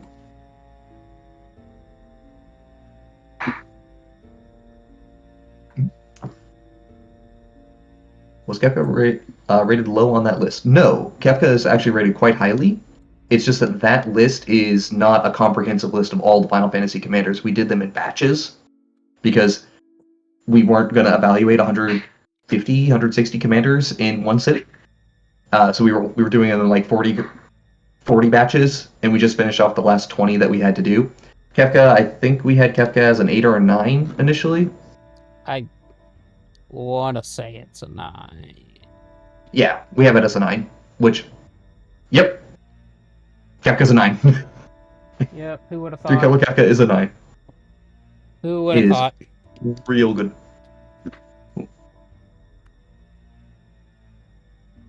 The stream has closed for me. I know it has. Also, Hello. I gotta fix things. We're fixing things. Don't worry. There we go. We have fixed everything. Things are being fixed. All right. I'm not signed in on the browser that I'm signed into TierMaker and YouTube on. So. Kefka goes in this deck. Potentially. Yeah, I think it does. More repeatable discard. Yeah. But anyway, so Norman Osborne. For those unfamiliar with this card, it's a 1/1 legendary creature, human villain, scientist villain with it can't be blocked. Whenever it deals combat damage to a player, it connives. Cool. It's 2 mana on the front, and has a 4-mana activated ability to transform it, activating only as a sorcery, or you can just cast it on the backside for 4 mana up front to get Green Goblin. Goblin human villain. It's got flying, menace, and spells you cast from your graveyard cost 2 less to cast. And lastly, each non-land card in your graveyard has Mayhem. The Mayhem cost is equal to its mana cost. For those unfamiliar with Mayhem, it is basically just a different version of Madness that actually requires you to pay attention to timing restrictions. That is all. Notably, this also works with Flashback. Yep. Correct. Yeah. So, goal of the deck. Discard things to cast them. Miraculous. Very powerful. Very, very powerful. Very, very simple. I will say, I don't know if I said it during the Spider-Man, I actually quite appreciate this design philosophy for flip cards, where I can just flat out cast the back if I want to. Yes. Or I can cast the front, then go to the back. That's really nice. Yeah, it's quite nice. Especially because the conniving is nice, honestly, as a front side. I've seen a decent bit of standard with Norman in it, just because this is just a what's the name of it? Looter Core. It's just a Looter Core at minimum. You mean Fleam? It do be a Fleam though. I will commit my heresy now. I honestly don't find Fleam that entertaining, but I'm glad for the people who enjoy Fleam. I'm gonna be real. I really don't like the non-licensed versions of the Spider-Man cards. Really don't care for them. Yeah. I mean, yeah, I don't like thinking about the canon of an spider existing. I also don't like cards not being the same as they are in paper. Yeah. That's why I hate alchemy. Yeah, that's frustrating. Still, I do like some of the flavor that they did for some things, like Barker Luck being, I think it's like grip of the house or something like that, where it's Duskmourn actually having a grip on you. That's cool. Good flavor there. Anyways, with blue ever now? Could you elaborate on that? But in the meantime, so shall we do the tradition? Oh yeah, I completely forgot.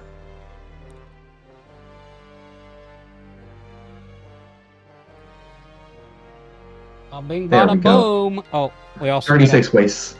We also got to add the first card in. Yeah, Soul Ring and Arcane Signet, just get in there. Alright. Okay, now, from here. We are very We like our looting. Yes. We want to loot. Do we just want to loot literally every turn? Well, we want to faithlessly loot. Absolutely.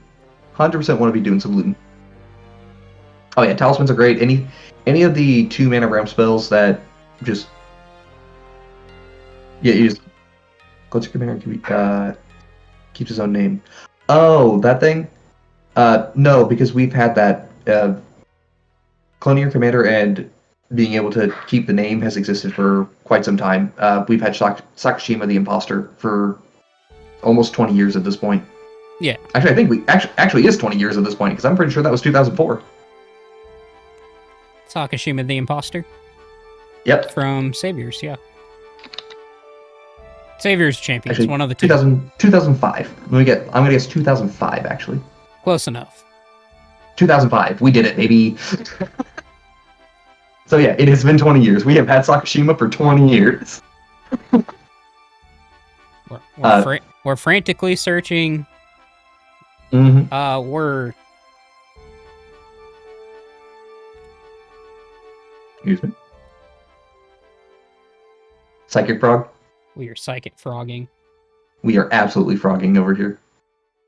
We love our legacy overlord. Mm-hmm. Robo has suggested Ghostly Pilfer, and I agree. I think Ghostly Pilfer is... It's one of those, like, it's a really good 101st card in just generic decks, and great when you start actually caring about this card. Dabone Miser. Ah, Dalbone Miser. We love ourselves Dabone Miser. Captain Howler. Mm-hmm. I'm here for a Captain Howler. Captain Howler? Yeah, sure. Okay. I think Captain Howler could work. It increases the damage as well, so that's nice. Yeah, sure. Yeah. I don't know if we'd want something like Marauding Mako, for example, but, Monument to Endurance? Absolutely. Mm-hmm. Ooh, Endurance. I do love Monument to Endurance gameplay. It's so fun. So rad. Such a sweet card. Mm-hmm. Okay. Do we want to wheel? I would like to at least self-wheel. Mm-hmm. Okay. Other relevant question. Do we want to impose any budget on ourselves?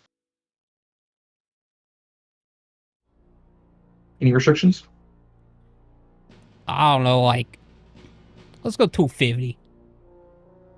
A Want to perfectly do like hard 250. I can't remember as a mod. Can I do a poll? This would be a great opportunity to do a poll. Let me in.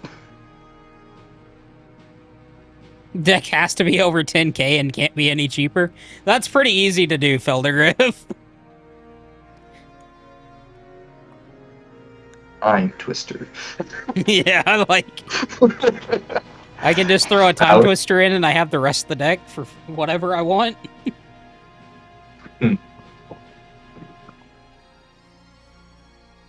Okay, now that actually gives me a really funny idea for this. Feldergriff, hear me out on this one. Alright? Hear me out on this. The normal version of the deck can't be more than 500. But we can bling it to over 3,000. Easy clap. So cards that have a really interesting premium printing. How much is this one right now? Oh, that one's an easy one to get into. So you can just go to Masterpiece and that's $1,000. Okay, I was like, is that a grand? Yeah, that's about $1,000 right there. Alright. Chad, does everyone like that idea? We try to shoot for $500 and then we bling it out to being over 3,000? We can do that.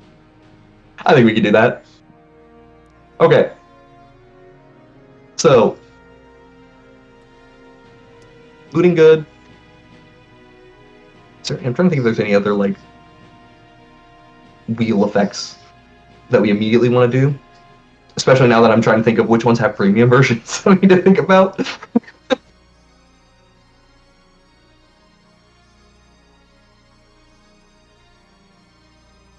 Ooh, well, that's a huge chunk of our initial budget there, buddy. You sure you want to do that? Challenge, I like this. Does Windfall have a super premium version? I bet it does. I think there's a secret lair version of it. Yeah, immediately we got a $12 version. I think that adds up enough. Yeah, sure.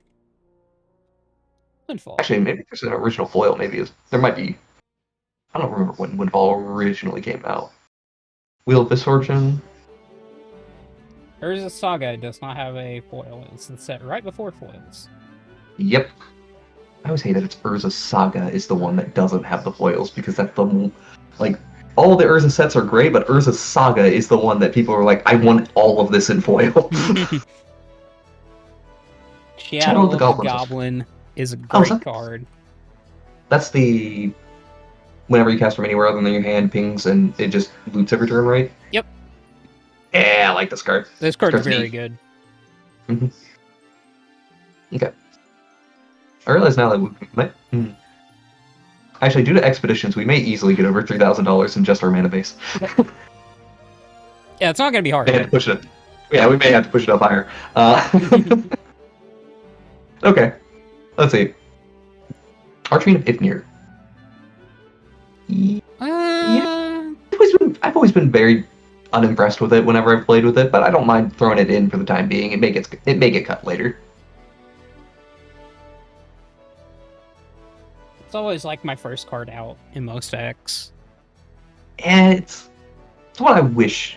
I wish it was doing a lot better. If it was like 1 mana cheaper, I would keep it 100% of the time. So, do we think we're going to do enough wheeling that we would want to make our opponents discard, or are we just focusing on ourselves here? I'm going to be honest.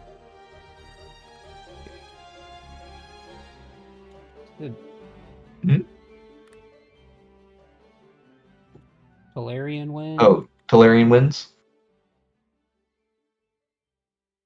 I don't spell it. I can't see it. T-O-L. T-O-L-A-R-I-A. Yeah. And then Winds of Change, I believe, is the other one.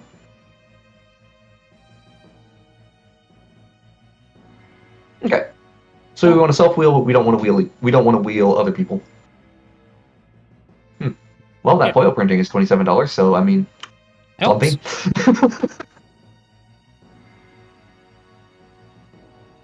It helps. Flip Emmett Shell. Silk. Just on ETB, and then he gives you... Well, it does let you cast a lot of spells from your graveyard once you get it built up, and we will be building up. So yeah, Emmett Silk is... 3-mana Emmett Silk is probably good. Corona Herald and Invasion. Yeah, I think putting Rona in for the time being is fine.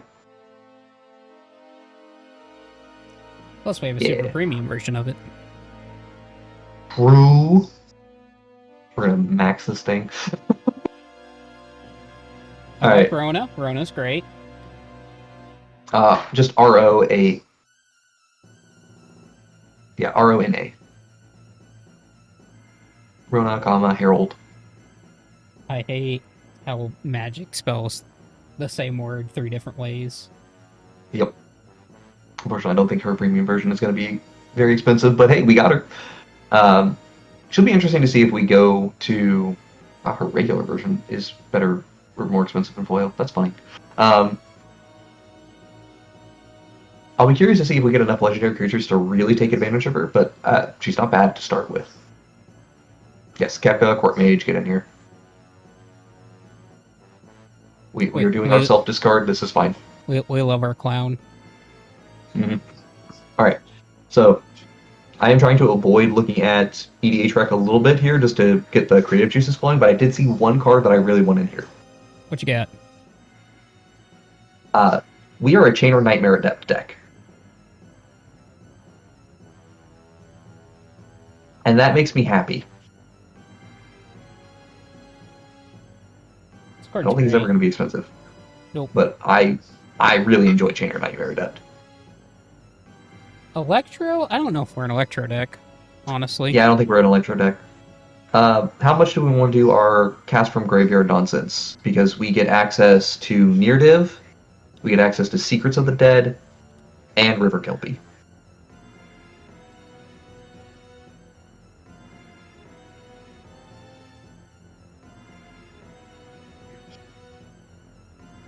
All card advantage, all the time. I mean, kind of like the River Kelpie. Archus is... I think the right card. Yes, it is for Kelpie.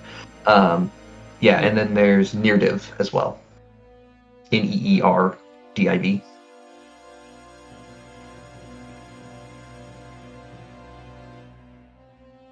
Oh yeah. Mhm. The legally distinct Breath of the Wild character. Yes. She's fun. Mystic Retrieval. Yeah, Mystic Retrieval's probably good. In a situation where I think Mystic Retrieval will be just quality enough that it'll be good. It becomes 1 mana to flashback, and that's actually pretty decent. I'm trying to think. I don't know if we care enough about Tainted Remedy to, or not Tainted Remedy. Shoot, I'm blanking on the name of the 2 mana black spell that you can cast and draw 2, discard 1. Tainted Indulgence? I can tell you. Tainted something. I'm pretty sure it's Tainted something. Hold up.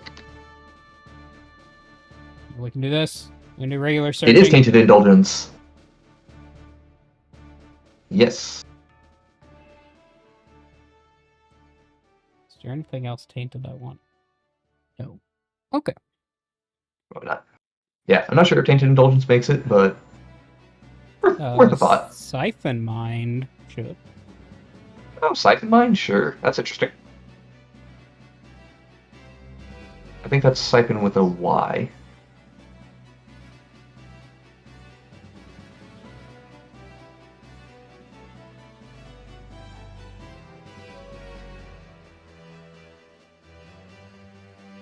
Oh, it's each other player. Never mind. Probably not then. Thought it was each player. Oh. I was thinking of a card with Cipher on it, but I think I'm just wrong. Yeah. Breland, Glinthorn. Yeah, we need the Glinthorn in here. I'm curious what I was thinking about. I could have sworn there was a looting-based one for Cipher. Oh, right. Whispering Madness is the Cipher card I was thinking of. Good old Breland. I don't know if we want that. I don't think we want that. Breland, Glinthorn, and Magnican Artillerist. Maybe 1 or 2 of those. I don't know if we want all 3 of them. I like the Glinthorn. Breland's just generically good. It's pretty shuffle. Whispering Madness. Yeah, I don't know if I want Whispering Madness, but it is worth mentioning. It works really well on our front face of the commander. Right. That's about It's it. reasonable to cast. Oh, the front. Well, I mean, the backside also flies, so, like, it's not nothing. Flying Menace, it still works well, even when you cipher it. Mm-hmm. But, yeah, it's iffy. I'm just gonna go ahead and put these in here.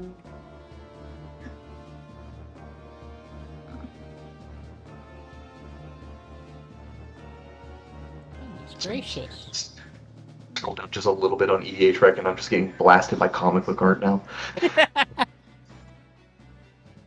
It's just like, that's disorienting. Alright. Do we want to reanimate any things?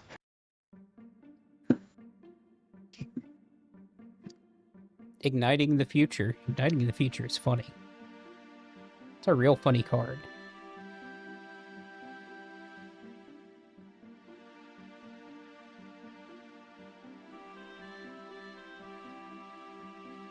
Hmm.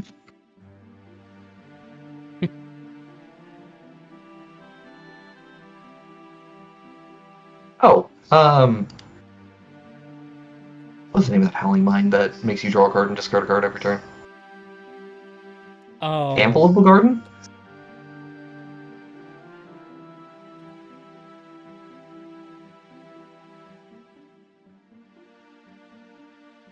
Not the garden, Bow Garden. Oh, Bow Garden. Yeah, I would just do anvil, just anvil of. Yep, there you go. Sure. Reforge the Soul. I don't know that I like Yeah. Reforge the Soul. I like Ignite the Future. That's a fun card. Yeah, I guess we do Ignite the Future. 5 mana to do this effect is hilarious. True. Tortured Existence. That is a thought.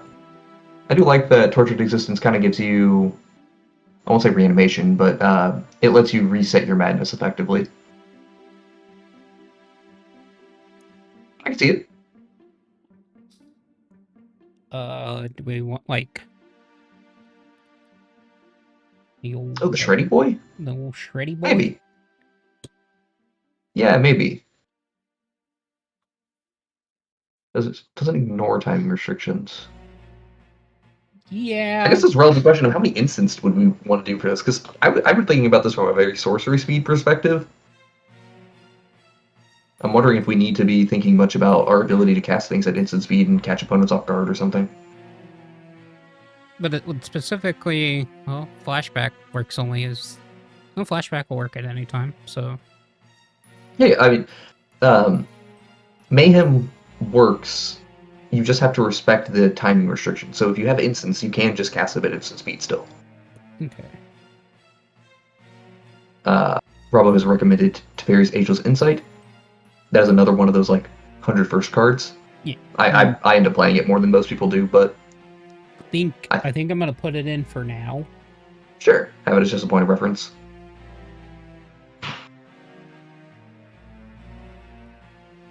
We can maybe make you more expensive. We can for sure. Mm-hmm. How we feeling on Game Changers? Yes or no? I mean... Sure. Gamble? That one's at least on theme. That is on theme. Can't think of any of the other Game Changers that involve discarding at the moment. I don't think there is one. Snort! I like a snort here. Horror? Really?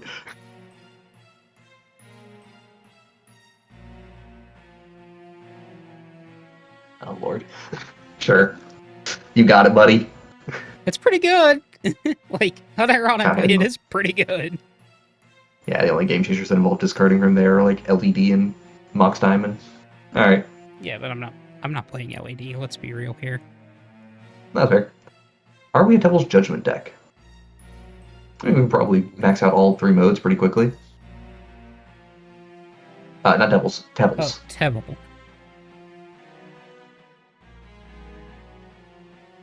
Yeah, Devil's Judgment. Yeah, this card's gas, too. I do like this card a lot. Or we just... I think we play Reanimate. Reanimate's fine. Because of how good it is, I think we do just max out on our signets as well. Okay. Yeah, just get the whole batch in there. What else would be? Probably just put in the Felwar Stone as well. We'll play the full suite of 2-mana artifacts that we want. Oh, okay. Yeah. That's fair. We get to play that one. I forgot about that. I just straight up forgot about that one. How could you forget about that one? It also synergizes with our deck, Jason. I've forgotten so much of what is in this set already. My eyes glossed over real quick. It's almost like it's a very forgettable set or something. Don't worry about it. Okay. Are we comfortable at breaking out the EDH rec at this point? I think so. All right. I'm going to do this button. See, I I don't- forgot about this function entirely. Mhm. So at the beginning or discard first? Yeah, I don't think I want the Ultimate Green Goblin. Boop. I do love me a Surly Magisor, absolutely. Green Goblin Revenant is interesting. It is a hard maybe for me. I like the Nemesis. Really? Okay. Go for it.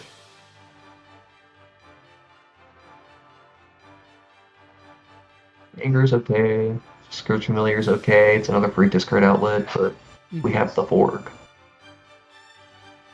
don't know how many counter spells we want, especially if we're not cost reducing them. I like looters. Yeah, Lightning Sleeper's fine. Oh, it's Tunnel Grinder. Love me a Brass's Tunnel Grinder. And we get to reduce that one down to costing 1 mana. Let's go. Pretty neat. What do Pumpkin Mobs do again? Give them to somebody else, right? Draw 3 cards, put a fuse counter on the artifact. It deals damage equal to the number of fuse counters on it to target opponent. They gain control of this artifact. Okay.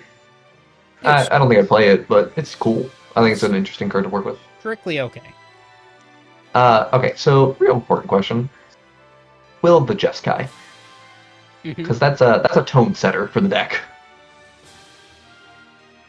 Pretty good. How much do we want to give our whole deck flashback? Yes. Okay, so we will slant a little harder into instants and sorceries then? Yeah. Okay. I think Bitter Triumph is an easy one to include. I like Careful Study. Yeah, Careful Study's fine. It works. Probably have to play Chaos Warp. That's probably obligatory. Need to play Ottawa. Yep. Relic of Sauron. Interesting. It's a very interesting card. Real's not bad. I always like working with Real as just like as a commander or a good tech piece in Izzet decks, but I don't know about it in a Grixis shell. Dark Deal's fun, but I'll put it in for now. that's a $10 foil. Jeez. Ooh, Bergie. You were fun. I only care about this card. Let me double check something on you again. It's just from Graveyard, right? Yeah, okay. So, Not from Exile. not from Exile. We do get to let it rip. Did we already get Did we get Change of Fortune? I don't believe we put Change of Fortune in. I don't think so. Do we want Justice Will? Probably not. Oh yeah, Change of Fortune. That card's interesting. I think this card is neat. I I like Inti. alright. Inti's great. Inti's cool. I'm a fan of Inti. Burning Vengeance. Do we want Burning it? It's not really good, but it's funny. I don't think I want to bowman people.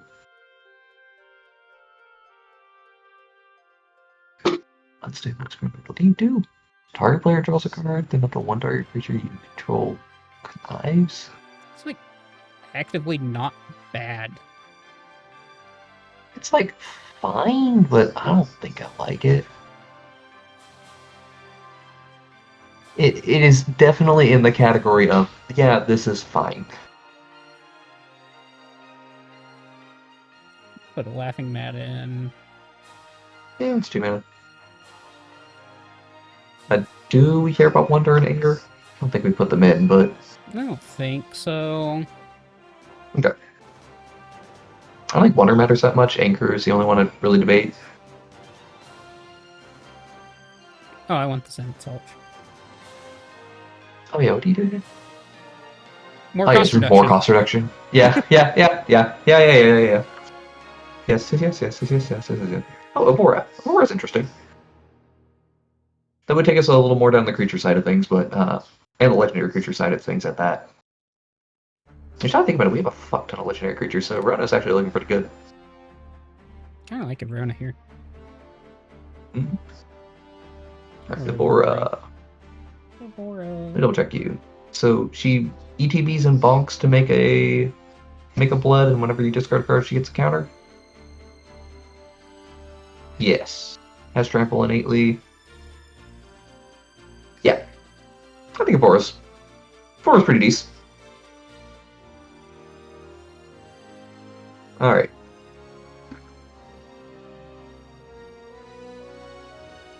I like making blood tokens. Yeah, blood tokens are cool. That's an interesting question, though. Are there anything? If there's any instance or sorceries that make blood that we really care about?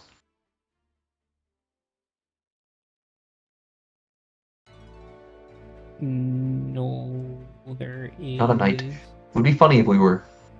Oh yeah, Jaws, what do you think? How do you work again? I can't read you. There you go, Jason. Now you can read it.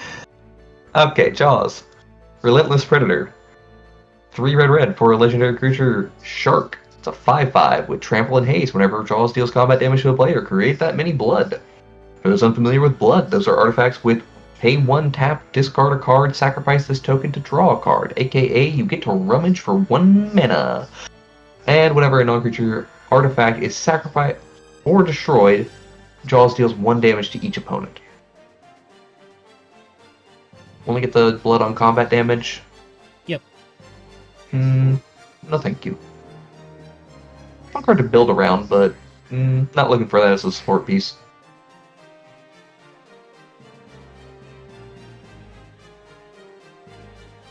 What does Refund do again? At the beginning of your end step, you create a blood for each player who lost life this turn, and whenever he attacks, you may sacrifice 2 blood tokens. If you do, you may put a vampire card from your hand onto the battlefield, tapped and attacking. It gains indestructible until end of turn. Right, show it as a vampire. Yeah. Not quite what I want. It is strictly okay. If you want to be expensive, Shallow Grave could be good. Shallow Grave is a funny card. It is a very funny card. Alright, Don't know how great it would be. I've successfully gone through all the blood cards. I do not want to play any of them. No more blood for you. No more blood. Shame, really. Shallow Grave.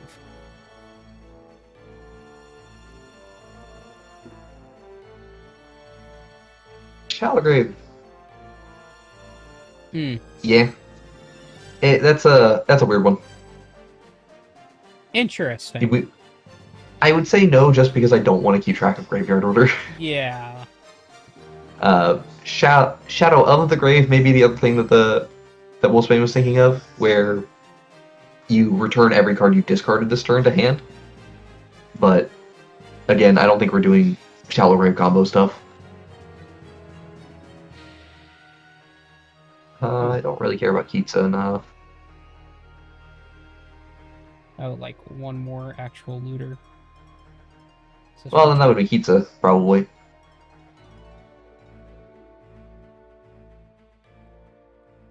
Kitsa.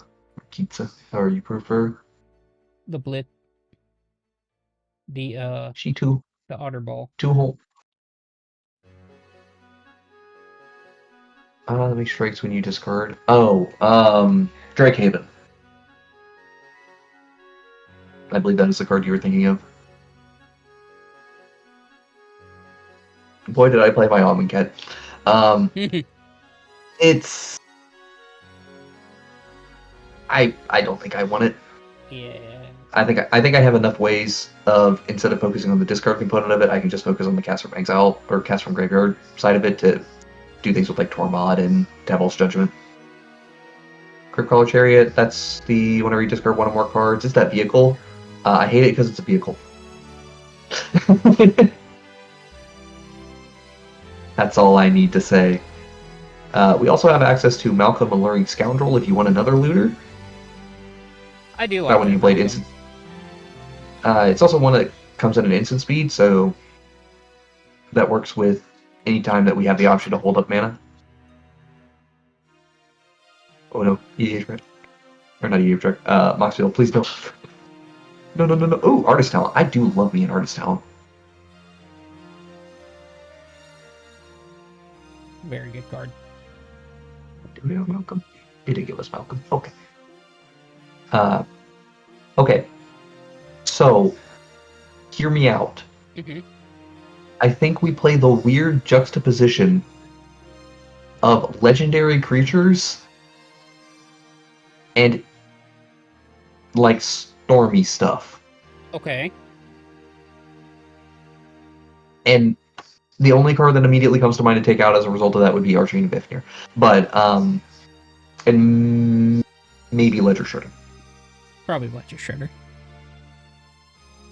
Did we already take out the Artillerist? I never wrote it in. Excellent. A Drakehaven and a Fiend deck? Yeah. I think Drakehaven and a Fiend deck makes a lot of sense. Drakehaven here, a little less so, but it does work either way. Are we also running Madness cards? I don't think we need to, just because most Madness cards themselves are pretty bad. There's only one Madness card I care about. Mm. And I don't really care too much about it, so... Also, due to weird ways that Madness works, you cast it from exile. So, it wouldn't get the cost reduction from Green Goblin.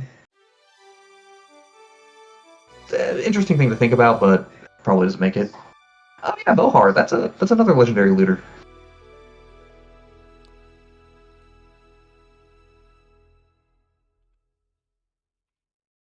Yeah, Bohar is actually H in this one. Children of the Apocalypse? Maybe, but I think I don't want Children of the Apocalypse. I don't think we need it. What was the verdict on Game Changers? We are okay to play Game Changers. I don't know if we want to go hard into them. Underworld Breach does make a lot of sense here, though. Yeah. I think we just value Breach. We're not trying to loop.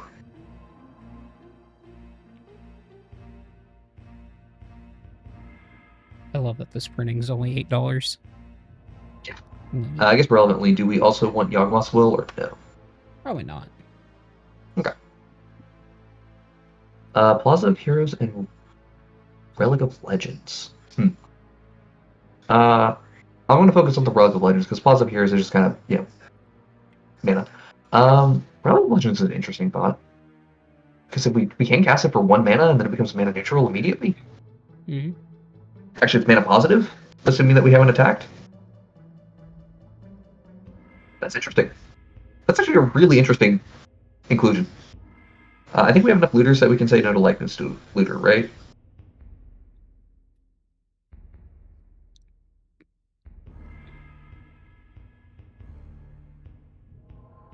Yeah, I think so. And I would be down to remove River Kelpie.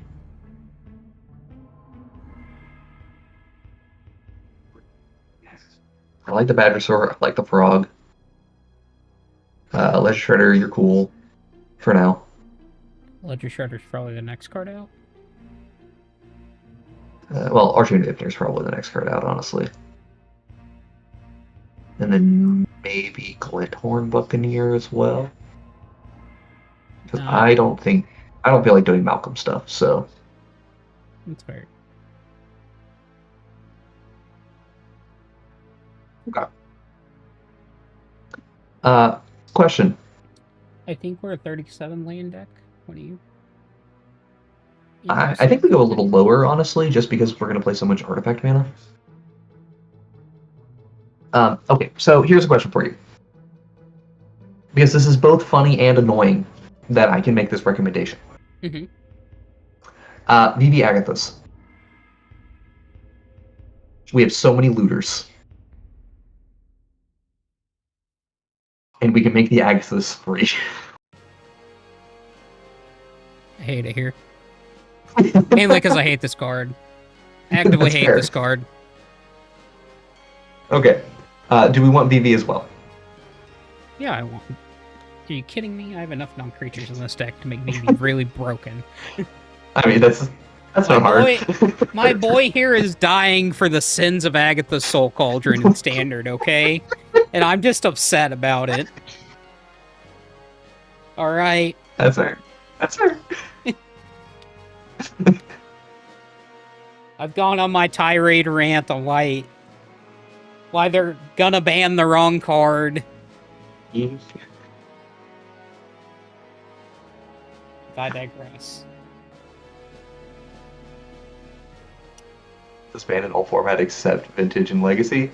I think Agathos is fine in Modern, but Yeah, I also think it's also honestly a fine card in Commander. It's really neat. It's not immediately busted, it just does some cool shit. And VV honestly is less okay in Commander, just because it's too broken as a Commander. yeah. So I am also sick of VV Cauldron, but once again, I will say, you ban the Cauldron, you don't ban the VV, because VV is like a 3-mana play, and its one downside is that it is a lightning bolt for removal, which Standard has a bajillion removal spells in it currently. Yeah. Okay. So. Let's. Okay, so here's. I don't know if I care about this, but there's definitely some CDH brewing that is affecting what's on EDH rec at the moment. Looking at it, for example, Snap is on here. Yeah. Which I don't know if I want Snap on here, but I don't hate Snap in here. I don't hate Snap, but I don't know that it's that good. That's fair. So probably say no to that for the time being. Did we ever put in Decaying Time Loop? I don't think so. I think was it Robbo recommended that earlier, or somebody else who recommended Decaying Time Loop? I think that one makes sense. It does.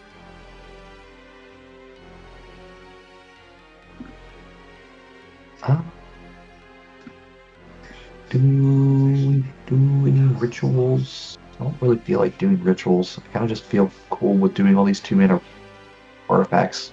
I think that's just neat.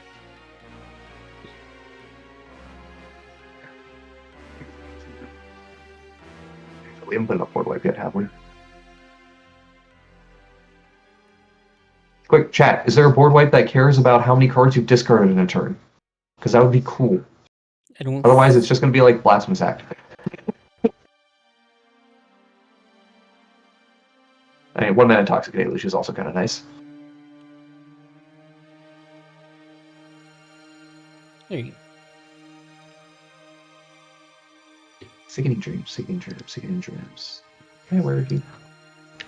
I feel like I know you, but I don't remember what you do.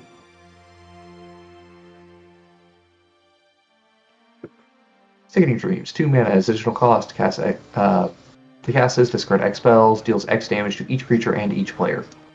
Fair. There's also the 1 mana red spell that does a similar thing. Archfiend. It's a little more one-sided. Archfiend is the only board wipe that Chris can think of. Dang it! It's the only thematic one? Yep, I think so. Do we have to keep it in then? Yep. Dang it. As such, I think it's time for the Glinthorn to die. I played myself. Alright, that's fair. I don't think we need the Glenhorn. And Relic seems more cute than good here. But we kind of need the mana. I think Relic of Legends is actually going to pop off. I think that card has real potential to just absolutely pop off. Is it Teferi's Ageless Insight goes? Yeah, that's reasonable. Okay.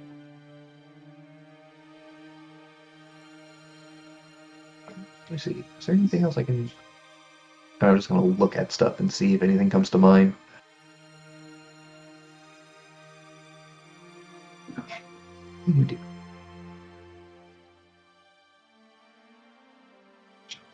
What?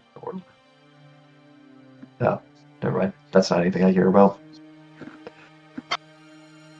I don't really see anything. I don't want to play the One Ring because One Ring bores me. I think we just got 2 game changers. I think it's fine. It's fine. Okay. I guess that's relevant. Seeing a Underworld Cookbook here makes me wonder, do we want Asmarana, Modern Kaisen, and a Kuldakar? I don't think so. Because the only way we're making food is off of the cookbook, right? Yes. So we'd have to get 2 discards. Yeah, we'd have to get 2 discards off the cookbook to get 1 removal spell. I honestly think Inti goes. Inti is okay. It's a reasonable cut.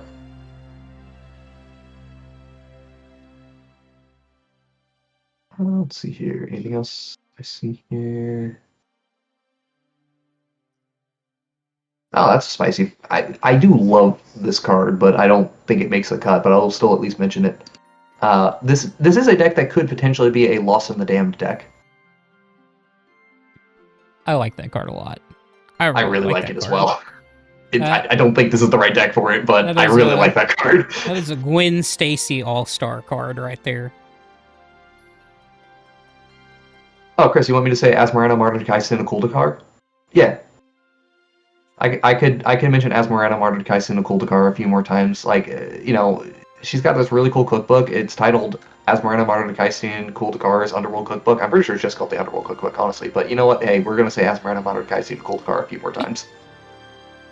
Yeah, plus. I hope that was good enough for you. Okay. Can't think of any planeswalkers or battles I would care about in terms of like weird card types. Like, there's Dak Faden in there. Do you want Blast Act or Beat Edict? I would go Blast Act just because it's more easily just 1 mana anyway. And I don't think we get around Blasphemous Edict. I don't think we get around Blasphemous Act very often, unless Evora is just absolutely popping off. I don't think we do, but there's something to be said there. Also, I didn't realize it until now, but Evora is just a Marauding Mako, which means we kind of just have a legendary version of what we have in Standard, literally just right there. Yep. That's why do we love Standard, right, guys? 10 out of 10 format. Look, I love Standard. I think Standard is almost in a healthy place. It's close enough, right? There's just one little card that kind of breaks the entire format. Actually, I take that back. Kaito exists, so once you ban the one little card, you have to get rid of Kaito, or else Dimir mid-range is just too good. Okay, I do think we could... I think we can easily cut 1 land. Because we do have a lot of 2-mana ramp. And I'm not convinced that we have enough 2-mana ramp, and we may want more. But...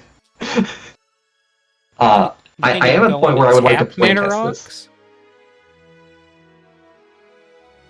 No, well, I mean, like, you got, like, Mind Stone, for example. You can just play that. You can play...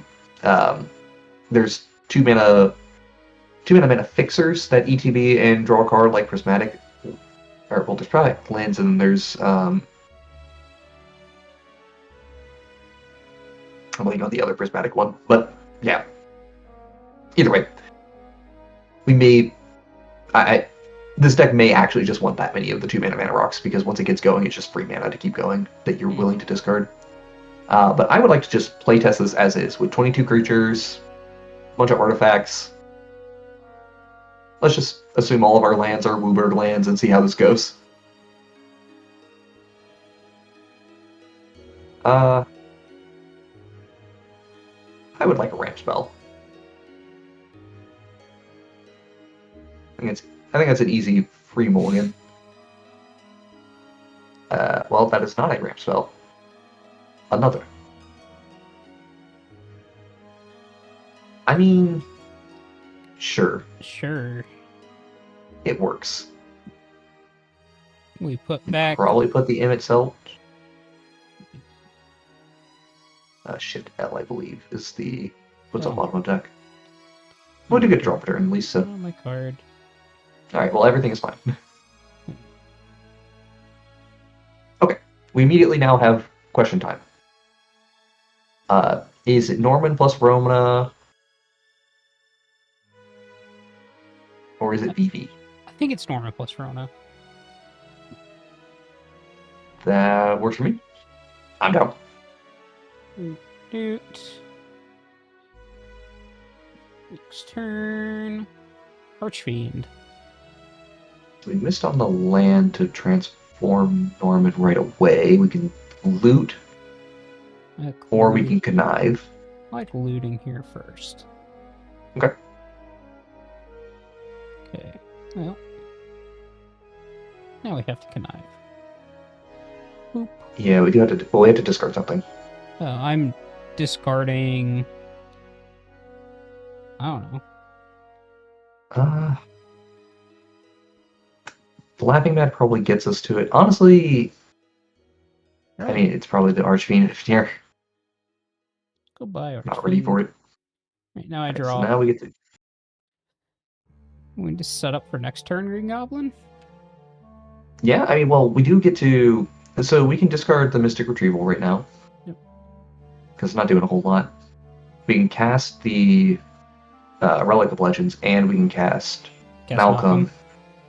And we get an additional loot if we want it. Because of Rona untapping. Oh, right. Yeah, this is what I was saying, like the weird juxtaposition of Legends matter because of Rona. Yeah, I don't know if we want the extra loot right now. Because we're going to transform Norman. We go next turn. The Frogman. Ooh, no. Hello, Frogman. I think right now is just playing Norman. Yeah. Yeah. Yeah. We get ourselves a Green Goblin.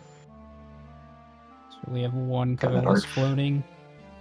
Yeah. The question is, do we want to try to... I mean, the only thing that we'd really benefit from here... We could cast Laughing Mad.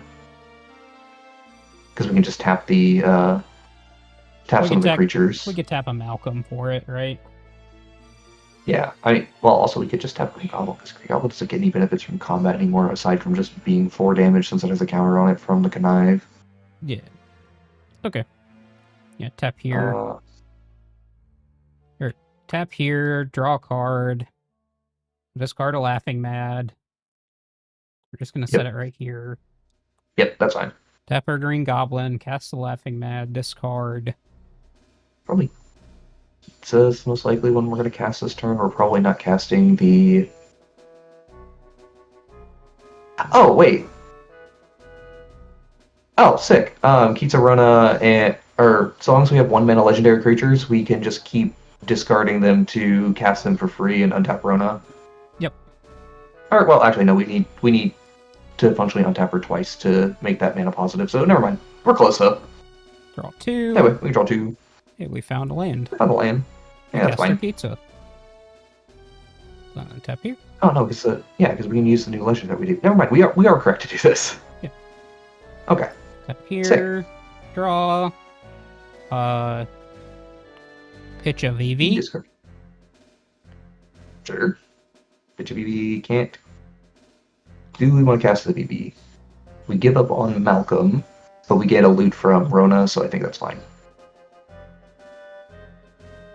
And we still have 1 generic mana that we haven't used, in case that comes up at all. But yeah, I think casting VV makes sense, because then you just untap Rona and do it again. Tap, tap. Cast here. Untap Rona. Tap her again. Draw, discard. What do we have in our graveyard? Reanimate the Archfiend? Get a counter on VV. We can also cast the Careful Study if we want to off of VV at that point. Yeah, sure. Why not? Cast Reanimate. Reanimate. Get back thing. Get back you. We are taking a lot of game actions.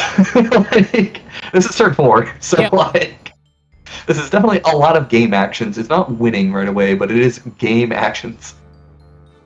Cast here, off the VV. Draw 2, discard 2. And that is where the fun stops for the time being. Discard 2. I'm discarding a Bitter Triumph and Probably. Maybe a windfall. Yeah, probably windfall. Yeah, I guess. But you did just well. Honestly, we might not need the toxic deluge considering we just -2 their whole board again. Oh, that's true. They're gonna prioritize killing the Archfiend, if not board wiping right away. So yeah. Turn 4, by the way. I mean, we are in the Grixis color combination. That is just game actions.deck. Yep. Unless you want to play Teamer, then it is also game actions.deck. Have we considered that blue red is game actions.deck?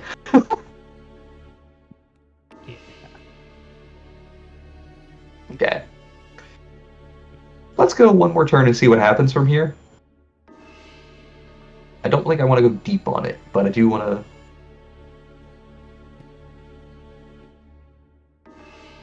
think where I would start is probably with activating Kitsa. Kitsa first. Yeah. I guess run is a lower commitment. Yeah, I would discard the Burb. Sure. And cast Burb. Cast Burb with the Relic. Yeah, cast Burb with Relic, cast from Graveyard. We get our discarding. Yippee! Then we can just do Rona activation. This is... That one's in Graveyard, actually. Yeah, Mayhem does not put it into exile. It's still in Graveyard, which is one of the nice things about it. So we activate a Rona. Discard Frantic Surge, so that's mana positive. Yep. Non-land, okay. Then I would like to do the Windfall. Really? I think I would just go for the Frantic Surge, right? Since it's mana positive? Oh, right, yeah. Yeah, just discard the Frantic Surge, tap your mana, untap your mana. You cast your second spell, so you get to do your Ledger Shredder with this still on the stack. Connive. Drop Breach. On the Connive trigger, get a counter. Yep. Add a counter. I'm legitimately in the with the random 1/1 counter synergies as well. I'm just sitting here like, man, I kind of want to just kill our Vivi at some point here. Because Vivi's gotten how many counters now? 2 counters. 3. It's 3. Well, oh yeah, we're about to cast the Breach, but let's draw 2, discard 2 for the Frantic Surge. I cast Devil's Judgment and. Now I'm interested in casting the Windfall. Yeah, I'm interested. Yeah, because we'll be interested in casting Vohar as well, so we don't have our lands. It would only take... We didn't have any mana... Well, we would use the 1 blue there. We have... So we'd have like 2 mana floating at the moment. We can just use those 2 mana to cast. I would go Devil's Judgment first, then cast Breach. Sure. Make a treasure. 2 counters on BB. Add a counter, untap it. And then we cast the Windfall. Add the token, cast the Windfall. Trigger this, draw a card before the Windfall happens. Nothing too exciting on it, though. Yeah. Okay, so all these things can go. G. And I would assume... Yeah, we can say it's 5. Phew. Oh, boy. Whew. We built Whip City. Alright, so we do still have our Vohar and our Frog flagged. We could cast Vohar to untap Rona. And that's just mana neutral. I don't hate it. Yep, I think that's probably what you do. You untap the Rona. Yep.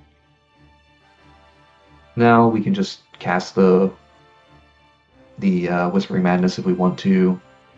Using VV mana, because we have enough at this point. I don't know. I think you just draw and discard with Rona and put it in the graveyard, so it's 2 mana. Sure. Draw. Artist talent, you say? I don't think that changes the immediate activation. I think it's still you discard the. I think you discard that, I'm unsure if I would go and cast the Artist Talent right away, or if I would just cast the Whispering Madness and see where that takes me. That Underworld Breach is insane with the Artist Talent, so... Yeah, we're about to get to the point where it's like... So we're casting this, going here, discarding 5, drawing 5, correct? I think so, yeah. Hello, cards I was hoping to see. Hello, free mana.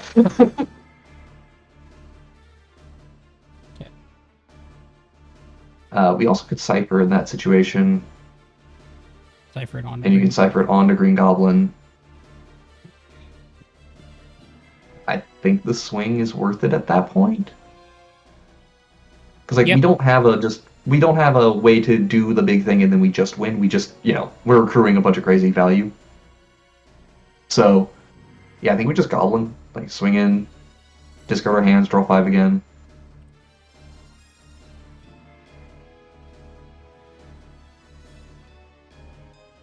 Oh, there it is. Alright, so now we get to do something. We've done all this and we haven't gotten to the silly part yet. Okay, so now thing we can do is we can literally just go and free cast those artifacts.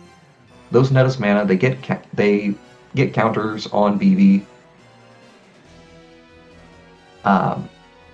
And they trigger Artist Talent. So we can cast we can discard the Agatha Soul Cauldron, draw a card, cast the Agatha Soul Cauldron for free. Yeah, by tapping the Felwar Stone. And cast this, then cast the Dimir Signet for free. Discard here, cast this, untap Rona. Discard and draw again. Discard and draw again because of Artist Talent. Yeah. Probably will Jeskai at this point. Yeah, sure. I don't think it matters. It doesn't. I just don't think it matters. It doesn't.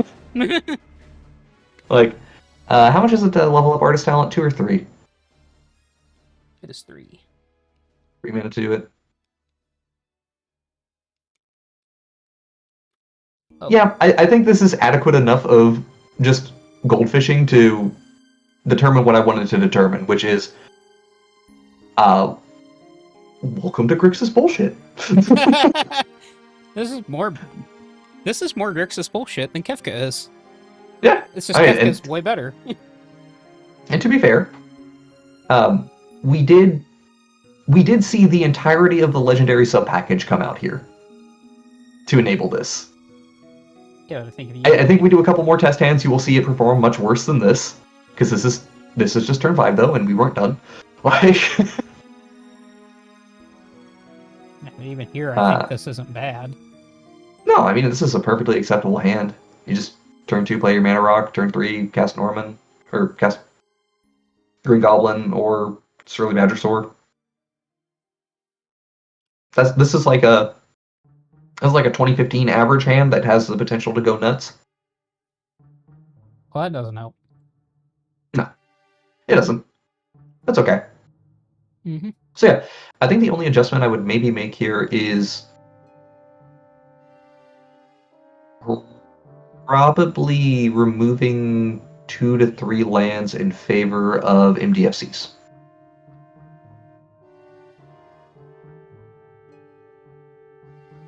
I think the total land count of 35 is actually pretty good. Maybe want to put in another 0 mana artifact, but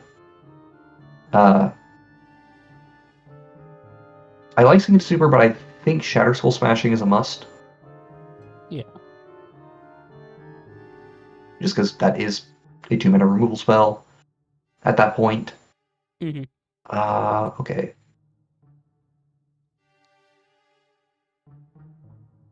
Singed Super is probably the best one to still play there. I'm debating whether or not I want the other blue one that draws a bunch of cards. Seagate Restoration. Mox Amber, if you have a legendary package. So that's one where we're going to get into the... I don't know if I want to play 0 mana Moxen. But it makes so much sense with our 2 mana commander is the only issue. That's where I'm like, it just gets turned on so easily. Yeah, I mean, we do have a 2-mana commander. We didn't include any of the, like, Fierce Guardianship style effects and things like that, so... Nope. I still am iffy on this, but, I mean, we can put it in. My Hammer's not a game changer, right? It's just something. Shouldn't be. It's not. Yeah. Okay. We need 1 cut, and I don't think we cut any of our artifacts. I don't think we cut the Archfiend. Do we cut another land? I don't think so.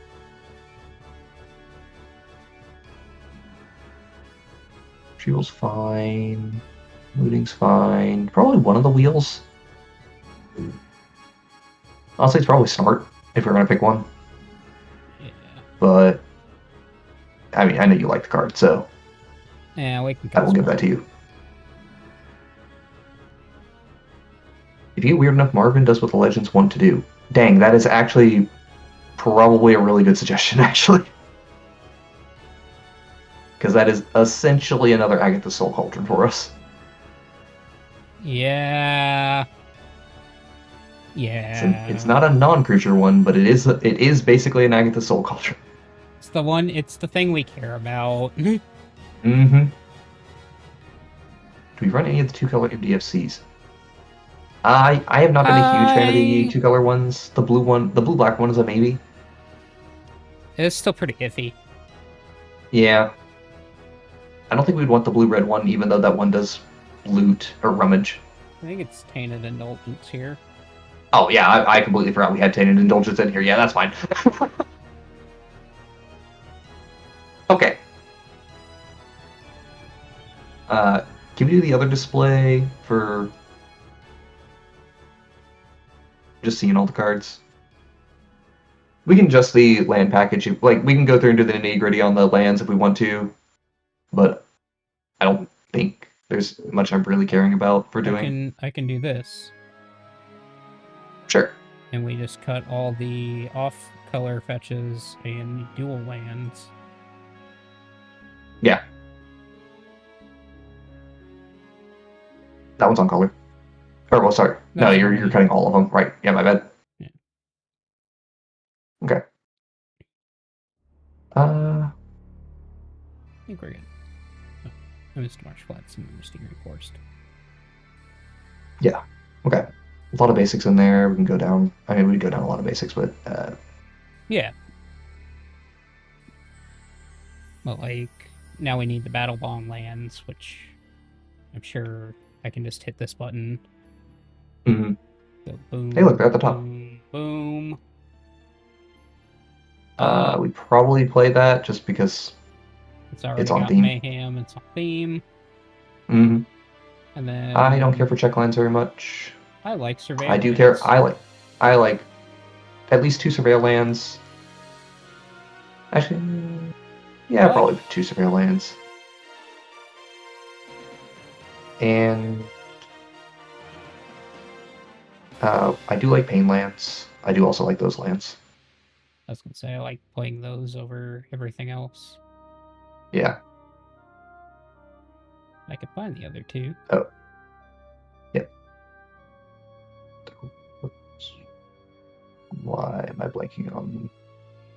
That's why I don't like EDH rec. Sometimes. That would be like more than sufficient. Yeah, we actually have to cut some lands, but we got to cut basics. That's all we really got to cut. Mm-hmm. Have you played with Osborne's Industries? No, I have not played with that one yet. I haven't even seen it at play. Again, Plaza of Heroes as a Pinto land. I am always a little iffy on playing Plaza of Heroes because it works well for the creatures side of things, but we have a lot of instants and sorceries. And like a lot of instants and sorceries that don't get cast off of it until you have already invested other things. Yeah, just trim out some basics. What is the color split? Okay, blue, red, black is the least. Okay. Turns out the Action per Minute deck is a base deck. Who would have thought? What? No way. Hey, Titus. It's just randomly. Hey, Titus. Kiora the Rising Tide. I don't feel a need to play Kiora the Rising Tide. If I was going to play one, I would probably consider Tersa Light Shatter first. Mm-hmm. They're fine. I don't think either is necessary. Trying to think if there's another legendary that ETBs and draws and discards. I do remember somebody earlier had recommended like Oscar, which I like Oscar, but I don't think he needs to be in the deck, for example. Yeah. There's once again consideration for maybe slipping in the Scourge Familiar, but I don't think I care enough to do it. It'd be good, but I like the idea of this weird legendary theme going on with this deck. But Matt, what's your thought? Do you want to play Relic of Legends? If we have we have enough legends to where it just works. That's the thing. It just works. It just works. Okay. Sure. Get it in there. You get to leave it. Oh no, sorry, not Relic of Legends. Plaza of Heroes. Oh no, I don't like Plaza as a card. I think it is fine, but I don't love it.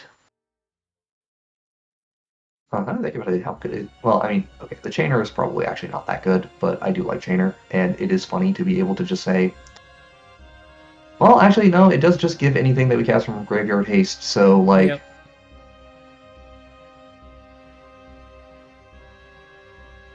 That do be kind of good.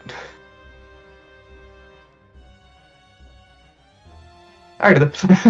Mm-hmm. Yeah, that just works with all these legendary looters that we have in here. Spider-Man 99 in Gwen's... Oh, you're asking for it. Spider-Man 99 in Gwen Stacy. The answer's yes. Yeah, I mean, it seems fine. It's a lot better when you can up the power on it. I don't know how well that deck does it, because she puts the counter on herself, right? She does not get to put it on anybody else. It's on her. It's on herself, but, I mean, it's another one of those, like, repeatable just effects that you kind of need. Yeah. Okay, general review. There's obviously some small improvements that could be made, like, if we were really trying to optimize it. Like, for example, I don't think Braylon makes it into a final build of the deck, honestly, unless you're trying to combo with them. You could do combo Curiosity-related items, which would be okay, but that's not the path I would want to go. Howler is a maybe. But Howler is cool, so... I like Howler Shark. a lot. Pirate Shark. Also, it's a refill on your hand. So it is. Mm-hmm. Oh, Robert, you're building Venom? Nice. Nice. Yeah, again, maybe one too many wheels, but you could also, like, improve the wheels as opposed to using... You could go the whole Bowmasters route, but that's not what we're doing. Bowmasters with Shieldred would be a route to go, but... And at which point you're also a Waste Not deck. And don't get me wrong, Waste Not is excellent. Love me a Waste Not. But it's not... Like, I can do that in any... Yeah. I am not unconvinced that Inti could stay in the deck. But I am not sure either. I think if anything, I cut Brawlin and I go Inti. Yeah, like that's maybe a small change, but I think this is... Both of these are, like, it's fine as is. Yeah. Honestly, don't feel a need to change it. Do you find that Rona Synergy hilarious how that's working?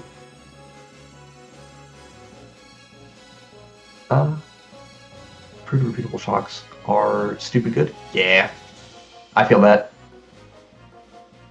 Yeah, the Spider-Man 2099 feels like a very good card if you can... Or, like, it's one of those cards that feels like it's clunky, but it's really potent when you start getting it going. Kind of the Burning Vengeance stuff that we could be doing here. But once again, I don't feel a need to. And the two best cards in your deck, by the way, for the Gwen Stacy, Spider-Verse and Nalfashi. Oh, that thing, that weird demon. That anytime you cast something from exile, you copy it. Yeah. Okay, I hear you. All right. I have nothing else to add. We have Perfection. It looks good. I like it. Perfection, no notes. Legendary Matters, Grixis discard. Woot woot. It's such a weird one. I like what we can do in here, though. I like Norman a lot. I think all the flip cards are neat. Mm-hmm. I think, unironically, the most uninspired one is probably Miles, but yeah, Legendary Matters stuff. You know what? Actually, now that I think about it, we picked like one of the two. There's two of these that are Legendary Matters, and we made a third one into a Legendary Matters one because we felt like it. they just synergize so well with each other, Jason. Yeah. They have definitely given us enough Grixis discard related stuff to do some funny things with legendary creatures. I'm curious, actually, how many legendary creatures is this in here? Won't tell us that, right? We just kind of have to count them by hand.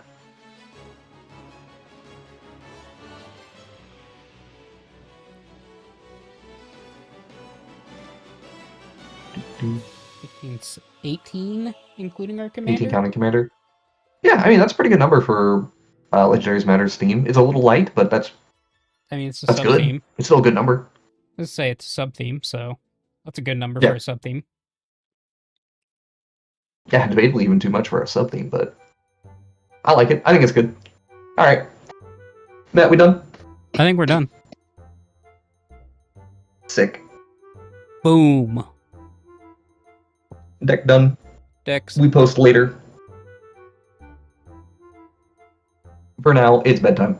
Yeah. All right, everyone. Once again, thank you all for joining us.